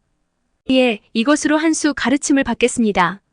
장무기의 대답을 들은 방동백은 기다렸다는 듯이 장무기를 향해 쾌속하게 검을 내찔렀다. 방동백의 내력을 머금은 의천검은 서슬 푸른 검기를 뿜으며 찔러 들어왔다. 그러자 장무기는 목검을 수평으로 반원을 그리다가 의천검의 칼등에 누이듯 슬쩍 얹었다. 그러고는 내력을 쏟아부어 의천검을 밑으로 내리눌렀다. 그러나 방동백은 검의 고수답게 당황하지 않고 다시 반원을 그려 의천검을 끌어올렸다. 그러고는 장무기의 겨드랑이를 노리고 찔러 들어갔다. 때를 같이 해서 장무기의 목검이 빙그르 원을 그리며 돌아가 곧바로 맞부딪혀갔다. 쌍검이 서로 마주치는 순간 방동백의 내력을 받은 의천검이 부르르 떨리며 우웅하고 용음을 토해냈다. 그러나 칼날이 아닌 평면으로 눕혀서 맞부딪히는 목검을 베어내지는 못했다. 방동백은 크게 뒤로 한 발 물러나며 목검과 맞닿아 있는 의천검을 자유롭게 만들었다. 잠시 후 크게 한번 숨을 들이마신 방동백의 사나운 쾌검이 뻗어나왔다. 그러자 대청하는 온통 공기를 찢어내는 굉음으로 가득 찼다. 서슬 푸른 검광이 소용돌이치고 눈에 보이지 않는 검기가 전우좌우 상할 것 없이 자욱하게 깔렸다. 장무기의 목검은 의천검의 서리발같이 차가운 검기들 속에서도 잠시도 쉬지 않고 빙글빙글 돌아갔다. 목검이 움직일 때마다 칼끝에서는 가느다란 실이 한 올씩 뻗어나오는 듯했다. 그리고 그 실은 의천검을 휘감아버리려고 끊임없이 주변을 맴돌았다. 가느다란 실오라기는 시간이 지날수록 의천검의 무게를 쌓아갔다. 그리고 의천검의 무게가 쌓여갈수록 조금씩 방동백의 검이 느려졌다. 두 사람의 검은 300여 초를 겨루는 동안 단 한 차례도 칼날끼리 맞부딪힌 적이 없었다. 목검의 평면이 의창검의 평면에 조금씩 무게를 쌓아가고 있을 뿐이었다. 시간이 지날수록 방동백의 공포감은 늘어갔다. 방동백은 상대의 검을 부러뜨리고 싶었지만 장무기가 교묘하게 평면으로 들어와 공세를 와해시키고 물러나니 미치고 환장할 노릇이었다. 그리고 두 검이 부딪힐 때마다 소나기에 충격이 쌓이니 점점 의창검이 무거웠다. 더는 안 되겠다고 생각한 방동백은 승부를 걸기로 했다. 방동백은 모든 내력을 끌어올려 한순간에 터뜨렸다. 그러자 의창검이 벼락치듯 장무기의 명치를 향해 찔러 들어갔다. 지금까지와는 차원이 다른 기세였다. 놀란 장무기가 무의식적으로 목검을 회전시켜 가로막으려 했다. 바로 그때 방동백의 손목이 뒤틀리며 일자로 세워져 들어오던 칼이 수평으로 누워 들어왔다. 그러자 목검이 의창검의 칼날에 단번에 잘려나가 버렸다. 의창검은 그대로 장무기의 명치를 향해 질풍같이 파고들었다. 경악한 장무기가 본능적으로 왼손을 집게처럼 벌려 의창검의 칼날을 잡았다. 그와 동시에 오른손의 반토막짜리 목검으로 방동백의 오른팔을 수직으로 내려쳤다. 비록 나무로 만든 목검이지만 구양신공을 쏟아부었으니 강철검이나 진배 없었다. 둔탁한 소리와 함께 방동백의 오른팔이 뼈째로 목검에 잘려나갔다. 의창검을 쥐고 있는 오른팔이 마룻바닥에 떨어지기 직전에 방동백은 왼손으로 떨어져 나간 손을 낚아챘다. 떨어져 나간 소나기에는 여전히 의창검이 단단히 쥐어 있었다. 장무기는 방동백의 팔이 떨어져 나가자 더는 다투고 싶은 마음이 없어졌다. 방동백은 말없이 잘려나간 팔뚝을 한 손에 들고 조민 앞으로 걸어갔다. 소인이 무능하여 패했습니다. 그 죄 달게 받겠습니다. 그러자 조민이 낭낭한 목소리로 답했다. 됐다. 어서 가서 상처부터 치료해라. 그런 다음 뒤로 고개를 돌려 부하들에게 외쳤다. 오늘은 장교주의 체면을 봐서 무당팔을 놓아주기로 하자. 그러고는 왼손을 번쩍 휘둘렀다. 명령이 떨어지기가 무섭게 부하들이 방동백과 아이 아삼을 안아들고 대청 바깥으로 우르르 몰려나갔다. 그러자 장무기가 흑옥단 속고를 내놓지 않고는 무당산을 내려갈 수 없다며 조민에게 달려들었다. 그 순간 좌우에서 강력한 장력이 날아들었다. 놀란 장무기가 본능적으로 양손을 뻗어 좌우에서 날아드는 장력에 대응했다. 하지만 좌우에서 덮쳐오던 두 사람은 각자 남은 한 손으로 장무기의 양쪽 옆구리를 강타했다. 그 순간 장무기는 체내에 한기가 스며드는 것을 느꼈다. 아주 익숙한 냉기, 그 차가운 기운을 장무기는 아직도 잊지 않고 있었다. 어린 시절 자신을 삶과 죽음의 경계에서 헤매도록 만들었던 현명신장의 그 냉기를 말이다. 장무기를 습격한 두 사람 모두 키가 크고 비쩍 마른 노인이었다. 하지만 그들 역시 현명신장을 강타할 때 장무기 체내에서 저절로 일어난 구양신공의 호체진기 방탄력에 적잖은 내상을 입었다. 교주가 두 노인에게 협공당해 쓰러지는 것을 본 양소와 위일소가 노성을 지르면서 달려나와 그들을 덮쳤다. 두 노인은 각자 양소와 위일소가 날리는 일장을 맞받아쳤다. 그러자 양소와 위일소는 무서운 장력에 떠밀려 뒷걸음질치고 말았다. 두 사람이 중심을 잡고 섰을 때는 이미 가슴속에 기혈이 뒤집히고 뼛속까지 시린 한기가 침투해 들어왔다. 두 노인은 더 이상 양소와 위일소에게 관심을 두지 않고 그대로 몸을 돌렸다. 그러고는 조민을 좌우로 호위하며 삼청정 문턱을 넘어갔다.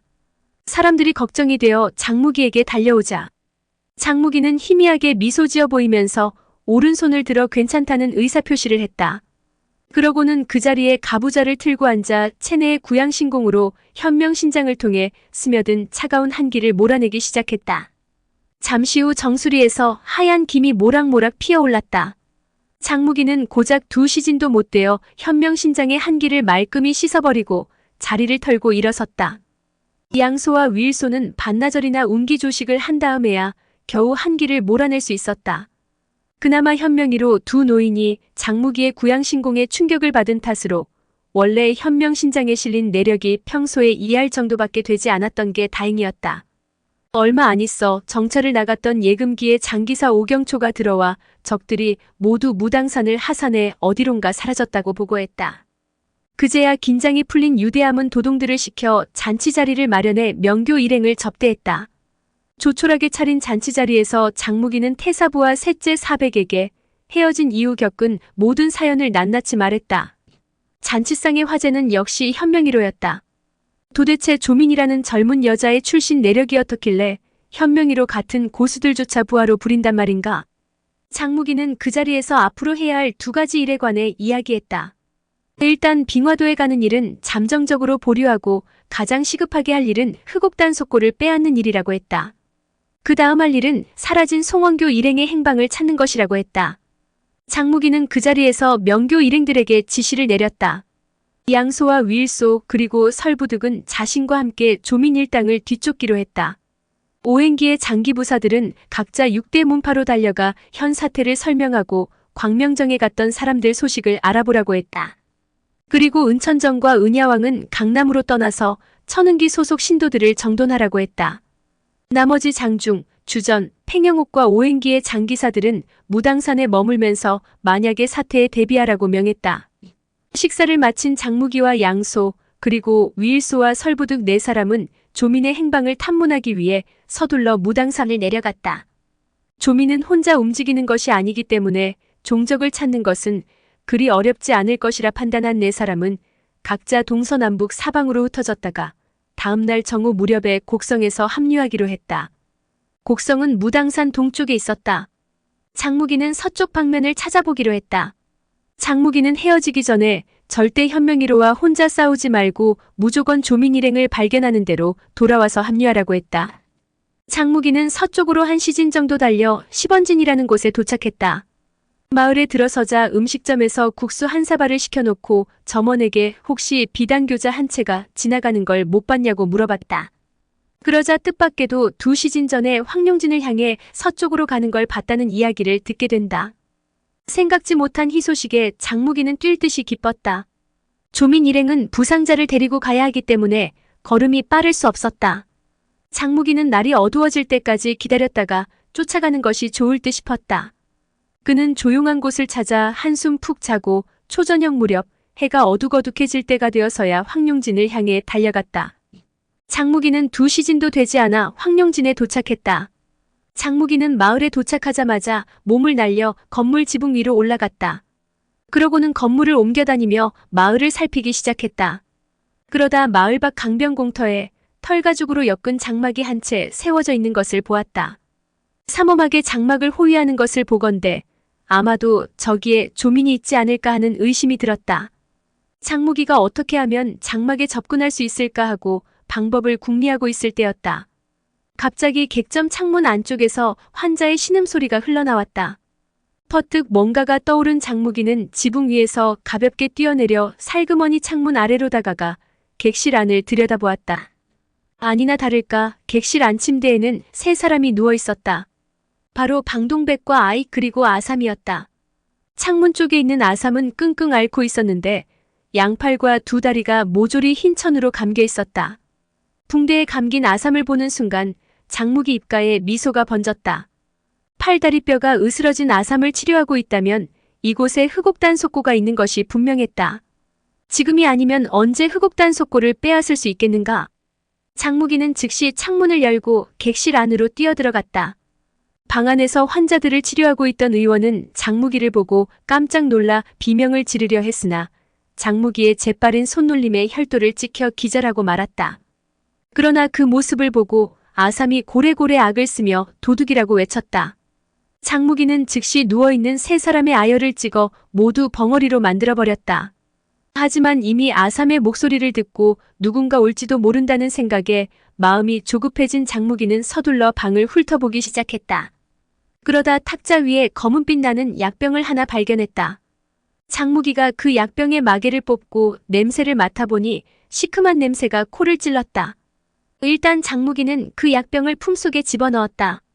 그런 다음 아삼의 몸에 감긴 붕대를 뜯어 상처에 바른 고약을 모조리 긁어내 붕대에 싸서 품속에 집어넣었다. 이때 아삼의 고함 소리를 들었는지 밖에서 사람들이 객실 문을 박차고 뛰어들어왔다.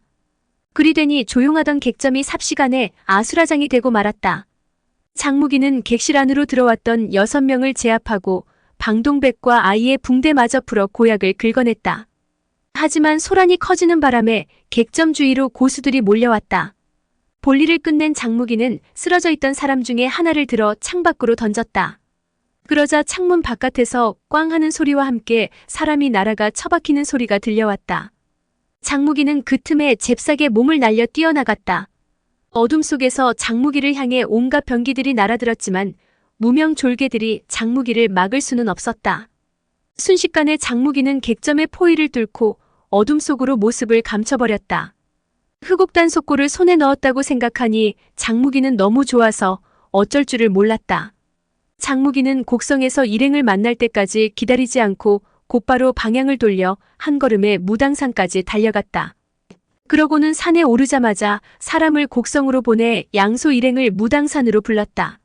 장무기가 흑옥단 속고를 빼앗아 왔다는 이 소식에 장산봉을 비롯한 무당파 제자들의 기쁨은 이루 말할 수 없을 만큼 컸다. 장무기는 아삼의 상처에서 긁어온 고약과 검정빛 약병에서 찍어낸 고약을 비교해보고 두 약의 성분이 같다는 확신을 얻었다. 장무기는 사람들을 시켜 을리정을 유대암의 병실로 옮겨 두 환자를 침상에 나란히 눕게 했다. 두 사람이 두 침상을 붙여 나란히 눕자 장무기는 우선 유대암에게 말했다. 셋째 사백님, 치료를 하려면 사백님의 뼈를 부러뜨렸다가 다시 이어 붙여야만 합니다. 한동안 고통스러우시더라도 참아주십시오. 사실 유대암은 20년 전에 폐인이 되어버린 자기 몸이 치유된다는 말을 믿지 않았다. 하지만 조카가 이렇듯 정성을 다하고 있으니 거절할 수도 없었다. 최악의 경우 효과가 없다고 하더라도 믿져봐야 본전 아닌가. 유대암은 장무기가 죽은 부모의 속죄를 위해 더 정성을 들인다고 생각했다. 그런데 만약 지금 치료를 거절하면 조카가 평생토록 죄책감에 시달릴 것이라 생각하니 한때의 고통쯤이야 뭐 그리 대수로울 게 있겠냐 싶었다. 유대암은 장무기에게 미소를 지으며 마음 놓고 하고 싶은 대로 해보라고 했다. 장무기는 먼저 유대암의 옷을 벗겨낸 다음 혈도를 찍어 유대암을 기절시켰다. 그러고는 열 손가락에 힘을 주어 유대암의 사지 뼈마디를 부러뜨렸다. 유대암은 비록 혈도를 찍혀 기절했었지만 뼈마디가 부러지는 충격에 다시 깨어나 고통에 시달려야 했다. 장무기는 부러진 뼈마디 부위를 정확하게 맞춰놓고 흑옥단 속고를 발랐다. 그런 뒤 부목을 만들어 골절 부위에 대고 붕대를 감았다. 을리정을 치료하기는 유대암보다 훨씬 수월했다. 이미 골절 부위를 서역에서 맞춰놓았기 때문에 그냥 흑옥단 속고를 발라주기만 하면 되었다. 그렇게 두 사람 치료를 모두 마친 장무기는 지친 몸을 쉬기 위해 자기 방으로 건너가 눈을 붙였다. 그런데 얼마나 잠들었을까? 누군가 급하게 뛰어오는 발소리에 눈을 떴다. 문 밖을 지키고 있던 아소가 다가오는 사람에게 무슨 일이냐고 물었다. 그러자 그 사람이 말하기를 은육협께서 고통을 못 이기고 벌써 3차례나 기절하셨습니다. 어서 교주님께 알려야 합니다. 그 말이 끝나기 무섭게 장무기가 방문을 열고 뛰쳐나왔다. 장무기는 빠른 걸음으로 유대암의 병실로 달려갔다.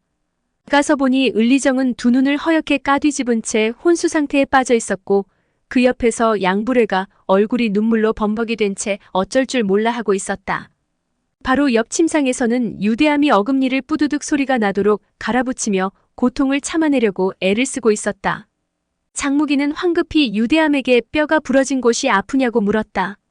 그러자 유대암이 이를 악문 채 대답했다. 뼈 부러진 데 아픈 것은 둘째치고 오장육부가 구석구석 쑤시고 저려서 견딜 수가 없다. 마치 수천 마리의 벌레가 기어다니며 물어뜯는 것 같아. 장무기는 그 말을 듣고 놀라지 않을 수 없었다. 유대암의 말대로라면 그것은 분명 극심한 독에 중독된 증상이었다. 장무기는 황급히 을리정을 깨워 증상을 물었다. 그러나 을리정은 정신을 제대로 차리지 못하고 혼미한 상태에서 자꾸 헛소리를 짓거리기 시작했다. 여러 가지 색상의 구슬이 허공에서 춤을 추며 날아다니는 것이 보기 좋다느니 하는 시기였다. 그때 장무기는 아차 싶었다. 왕랑고가 남긴 독경에서 이런 증상에 관해 기록된 것을 본 적이 있었기 때문이다. 독경에 기록된 것이 맞다면 지금 유대암과 을리정이 당한 독은 칠충칠하고라는 것이었다. 7가지 독벌레와 7가지 독화를 짓이겨서 다려 만든 독인데 이 독이 무서운 것은 7가지 독벌레의 종류와 독화의 종류가 다양하고 배합하는 방법이나 사용하는 용량도 제각기 달라서 독을 쓴 사람만이 해독시킬 수 있다는 점이었다. 장무기가 가져온 검은빛 약병에 담아놓은 것은 칠충칠하고가 분명했다. 그렇다면 조미는 자기 부하들한테 이런 맹독을 발라놨다는 이야기가 아닌가? 신복으로 아끼는 고수들의 목숨을 버려가면서까지 이런 계책을 쓰다니 세상에 이런 지독한 사람이 또 있을까? 장무기는 조민을 생각하니 분노가 치솟았다. 하지만 지금은 분노만 하고 있을 때가 아니었다. 장무기는 서둘러 두 환자의 팔다리에 감겨있던 붕대를 풀고 독한 소주로 사지의 바른 극독을 씻어내기 시작했다. 그러나 아무리 씻어내도 독이 이미 살 속 깊숙이 침투한 뒤라 두 환자의 사지는 온통 먹물을 뿌려놓은 것처럼 시커멓게 물들어 있었다. 장무기는 그 모습을 보고 오열했다. 내가 셋째 사백과 여섯째 사숙을 돌아가시게 만들었구나. 내 손으로 죽인 거나 다를 바 없으니 이 일을 어찌해야 하나. 그렇게 장무기가 오열하고 있는데 오경초가 문 밖에서 걸어와 말했다. 교주님, 조낭자가 지금 도감 밖에 찾아와 교주님을 뵙겠다고 청합니다. 이 말을 듣자 장무기는 비통함과 분노로 자신을 억제하지 못하고 한 걸음에 조민에게 뛰어갔다. 장무기가 도감 문턱을 넘었으니 그곳에 조민이 혼자서 웃음 띤 얼굴로 서 있었다. 그리고 그녀의 등 뒤 100여 척쯤 떨어진 곳에 현명이로가 서 있었다. 장무기는 번개 같은 몸놀림으로 조민의 손목을 움켜잡으며 오른손에 들린 장검으로 그녀의 가슴을 겨누었다. 어서 빨리 해독약을 내놓으시오. 조민이 방글에 웃으며 말했다. 지난번에도 협박하더니 또 날 협박하는군요. 조민은 자기 손목을 잡고 있는 장무기의 몸이 떨리고 있는 것을 느꼈다. 이때 양소를 비롯한 명교 일행도 소식을 전해 듣고 도관정문 앞으로 우르르 쫓아나왔다. 그러나 조민이 교주의 손에 붙잡혀 있는데도 현명이로가 멀찌감치 떨어져 아무런 조치를 취하지 않고 있는 것을 보고 그들 역시 조용히 뒤로 물러나 사태의 추이를 지켜봤다. 조민은 웃음기를 거두고 정색을 하며 말했다. 장 교주님, 당신이 흑옥단 속고를 원하신다면 드릴 수 있어요. 또한 칠충칠하고의 해독약을 달라시면 그것도 드릴 수 있어요. 대신 내가 요구하는 3가지 조건을 당신이 들어주겠다고 약속만 하신다면 말이에요. 당장이라도 울음을 터뜨릴 것처럼 눈물을 글썽이던 장무기는 이 말을 듣자마자 너무 기쁜 나머지 참았던 눈물을 왈칵 쏟아내면서 얼굴에 웃음꽃이 활짝 폈다. 3가지 조건이라니 그게 뭐예요? 어서 빨리 말해보시오. 참지 못하고 흘리는 눈물에 한박웃음까지 띄어가며 다그쳐 묻자 조민은 어이가 없어 실소를 터뜨렸다. 조민은 지금은 당장 생각나는 것이 없다고 했다. 그러나 언제든지 생각날 때 말할 테니 절대 약속을 어기지 말라고 했다. 그러면서 불가능한 일을 시키거나 의협의 도리에 어긋나는 일을 시키지는 않을 테니 걱정 말라고 장무기를 안심시키기도 했다. 물론 스스로 죽으라거나 조민의 종이 되라는 말도 하지 않겠다고 했다. 그 말을 듣자 장무기는 시원스레 좋다고 승낙했다. 뜻한 바를 이룬 조민은 웃으며 물러났다. 해독약은 곧 보내드리죠. 그녀가 뒤돌자 대기하고 있던 현명이로가 말고삐를 끌고 왔다. 그렇게 3사람이 말을 타고 무당산을 내려갔다. 조민의 모습이 사라졌을 무렵 왼쪽 커다란 나무 뒤에서 장정 하나가 나타났다. 바로 신전파룬 가운데 한 사람인 전입회였다. 그는 장무기를 향해 화살을 하나 쏘아보내며 말했다. 저희 주인께서 장 교주님께 보내는 편지입니다. 장무기는 손으로 날아오는 화살을 낚아채 조민이 보낸 편지를 읽어보았다. 금화분 겹층, 신령한 고약 담긴 지 오래라오. 진주 꽃대는 속이 비어 그 안에 약방문 들어있네. 2가지 선물 이미 그대에게 드렸는데 어찌 근심이 그리도 깊을까? 보잘것없는 선물이라 돌아볼 값어치도 없다 하나 어찌 미천한 하녀에게 주었을까? 소중한 선물 진토에 버렸으니 천첩의 소망을 저버리셨네. 장무기는 편지를 3번이나 거듭해서 읽어보고 나서야 그 뜻을 알아차릴 수 있었다. 그는 아소에게 주었던 꽃장식을 세심히 살펴보면서 진주를 하나씩 돌려보기 시작했다. 과연 그중 한 알이 뱅글뱅글 돌아갔다.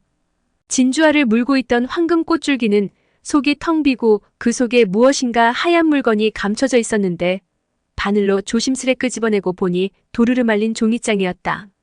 얇디 얇은 종이장에는 7가지 독벌레와 7가지 독화의 명칭이 적혀 있고 또 중독된 후에 어떻게 풀어줄 수 있는지 그 해독 방법까지 상세히 설명되어 있었다.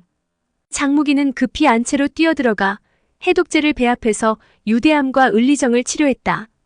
과연 한 시즌 만에 유대암과 을리정의 중독 증세가 완화되면서 체내의 가려움증과 환영을 보던 증상도 씻은 듯이 사라졌다. 장무기는 던져놨던 황금합을 가져다 천천히 살펴보았다. 그랬더니 과연 조민 말대로 겹으로 된 밑바닥에 검은빛 고약이 가득 담겨 있는 것을 발견했다. 냄새를 맡아보니 저번처럼 시큼하지 않고 아주 향기롭고 시원한 청량감이 들었다. 그래도 혹시 하는 마음에 장무기는 이번에는 신중하게 진짜 흑옥단 속고인지 확인했다. 먼저 개 한 마리를 끌어다 뒷다리를 하나 부러뜨려 놓고 고약을 발라주었다. 그랬더니 다음 날이 되자 부러졌던 다리 상처가 호전되는 것이 보였다. 사흘 후 유대암과 을리정의 체내에 독성이 말끔히 사라진 것을 확인한 장무기는 두 사람의 팔다리뼈에 흑옥단 속고를 발라주었다. 흑옥단 속고의 효능은 과연 신통하기 이를 데 없었다. 2달 후에 을리정은 양손을 움직일 수 있었다. 아마도 시간이 좀 더 지나면 예전처럼 무공을 다시 회복할 가능성도 아주 높았다. 그러나 유대암은 불구자가 된 지 너무 오래된 터라 예전 상태로 회복되기를 바랄 수는 없었다. 그러나 회복하는 상태로 보건대 반년쯤 지나면 목발을 짚고 천천히 걸어 다닐 수는 있을 것 같았다. 비록 불구의 몸이기는 하나 지난 20년 세월처럼 병상에 꼼짝달싹 못하고 누워있지 않아도 되는 것이다. 장무기가 무당산에서 이런저런 일로 시간을 보내고 있는 동안 여러 방면으로 파견되었던 오행기 사람들이 차례차례 돌아와 보고했다. 그들이 가져온 소식은 하나같이 놀랍고도 의아스러운 것들이었다.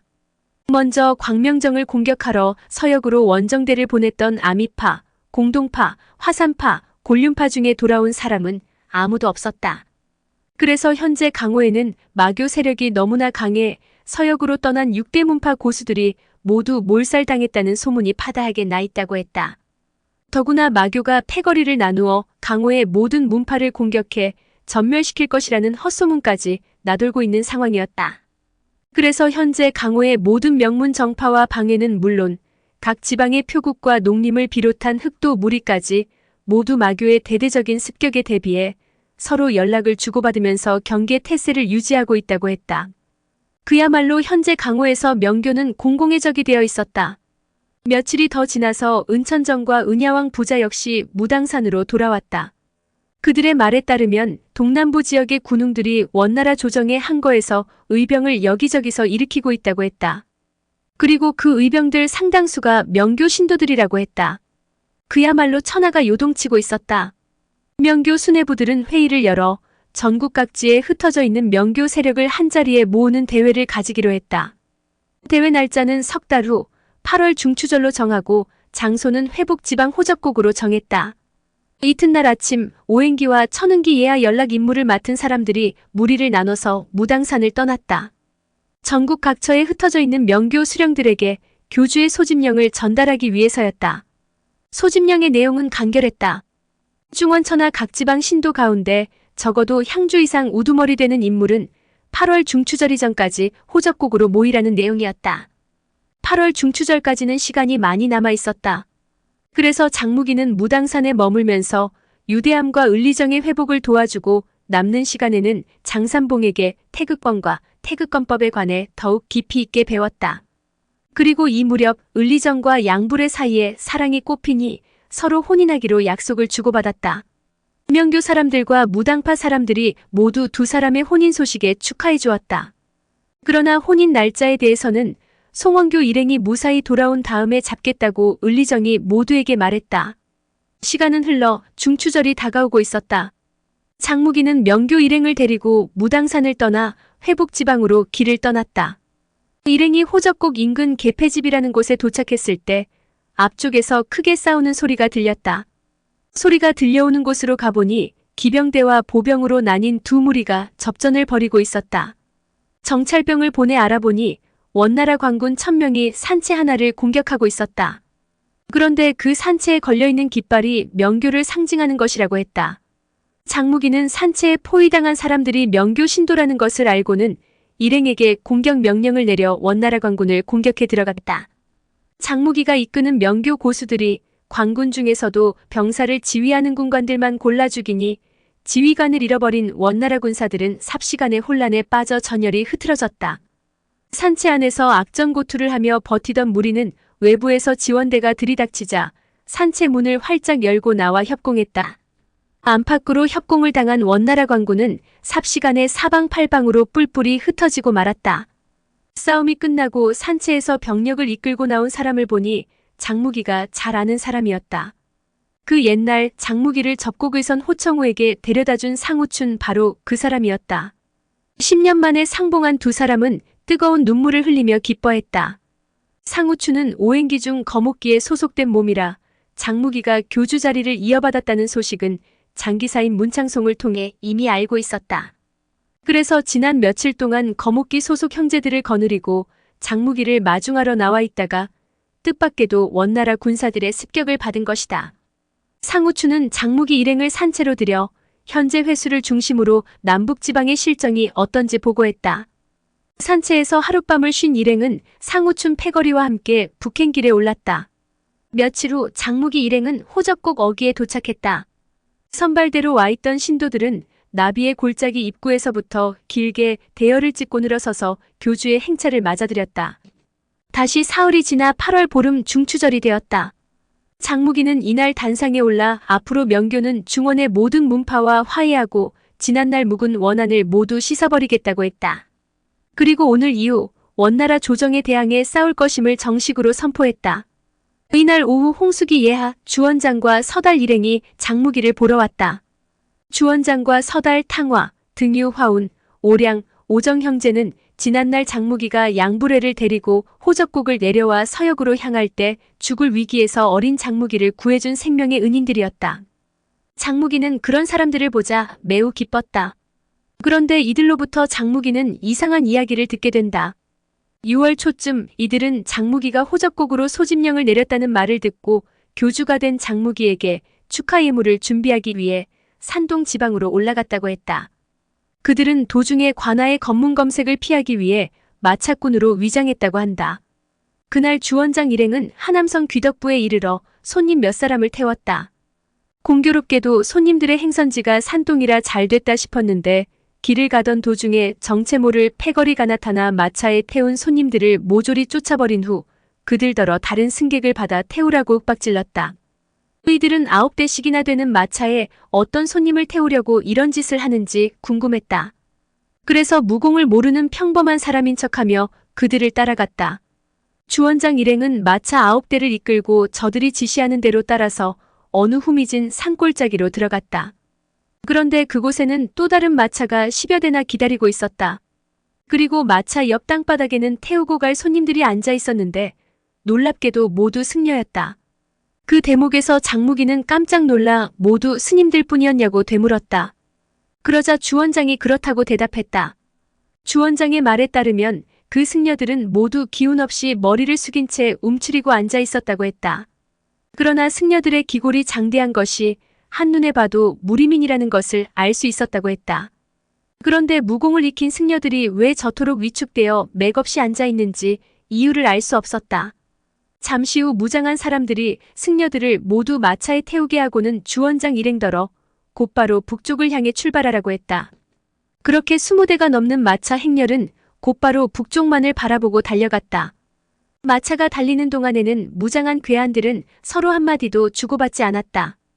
주원장 일행은 밤마다 괴한들이 투숙한 객점을 살피던 끝에 겨우 며칠 만에 마차에 타고 있는 사람들이 모두 숭산소림사 승려들인 것을 알게 되었다. 주원장 일행은 밤마다 창문 밑에서 찬 이슬을 맞으며 염탐하던 끝에 아주 중요한 사실을 알아냈다. 그것은 괴한들이 주인님이라고 부르는 사람의 계략으로 6대 문파 사람들이 잡혀있다는 것과 그 죄를 명교 측에 덮어 씌웠다는 내용이었다. 주원장 일행은 저들 입에서 명교까지 관련되었다는 말을 들은 이상 진상을 반드시 알아내야 한다고 생각했다. 주원장 일행은 괴한들이 가리키는 방향을 따라 계속 북상했다. 일행이 행군을 시작한 지도 시간이 꽤 지나자 괴한들은 주원장 일행이 무공을 모르는 평범한 사람들이라 확신하고 더는 그들을 경계하지 않았다. 이들이 하간부에 이르렀을 때 이들은 또 규모가 큰 마차 6대와 합류했는데 놀랍게도 그 마차에 타고 있는 사람들은 무당파 사람들이었다. 주원장 일행은 7월 초사흔날 소림사 승려들을 싣고 대도에 도착했다. 대도는 원나라 조정이 있는 수도였다. 괴한들은 주원장 일행을 만안사라는 큰 사원으로 안내했다. 그러고는 마차에서 소림사 승려들을 하차시키고 마부들은 절간에서 하룻밤 자고 날이 밝으면 돈을 받고 떠나라고 했다. 그러나 눈치 빠른 주원장은 그들이 마부들을 살려두지 않을 것을 알고 있었다. 그래서 주원장 일행은 한밤중에 만안사를 탈출했다고 한다. 주원장의 이야기를 모두 들은 장무기는 대도 만안사로 가서 소림파와 무당파 사람들을 구하기로 결정했다. 다음 날 장무기는 호적국에 모인 신도들 앞에서 각 지방에서 동시에 봉기하여 원나라 조정에 항거하도록 했다. 그러면서 각 지방의 의병을 이끌 수장들을 배치했다. 명교의 큰일을 모두 마무리한 장무기는 다음 날 양소와 위일소 그리고 아소를 데리고 대도로 출발했다. 오늘의 영상은 여기까지입니다. 영상이 도움이 되셨다면 구독과 좋아요, 알람 설정 부탁드립니다. 시청해주셔서 감사합니다.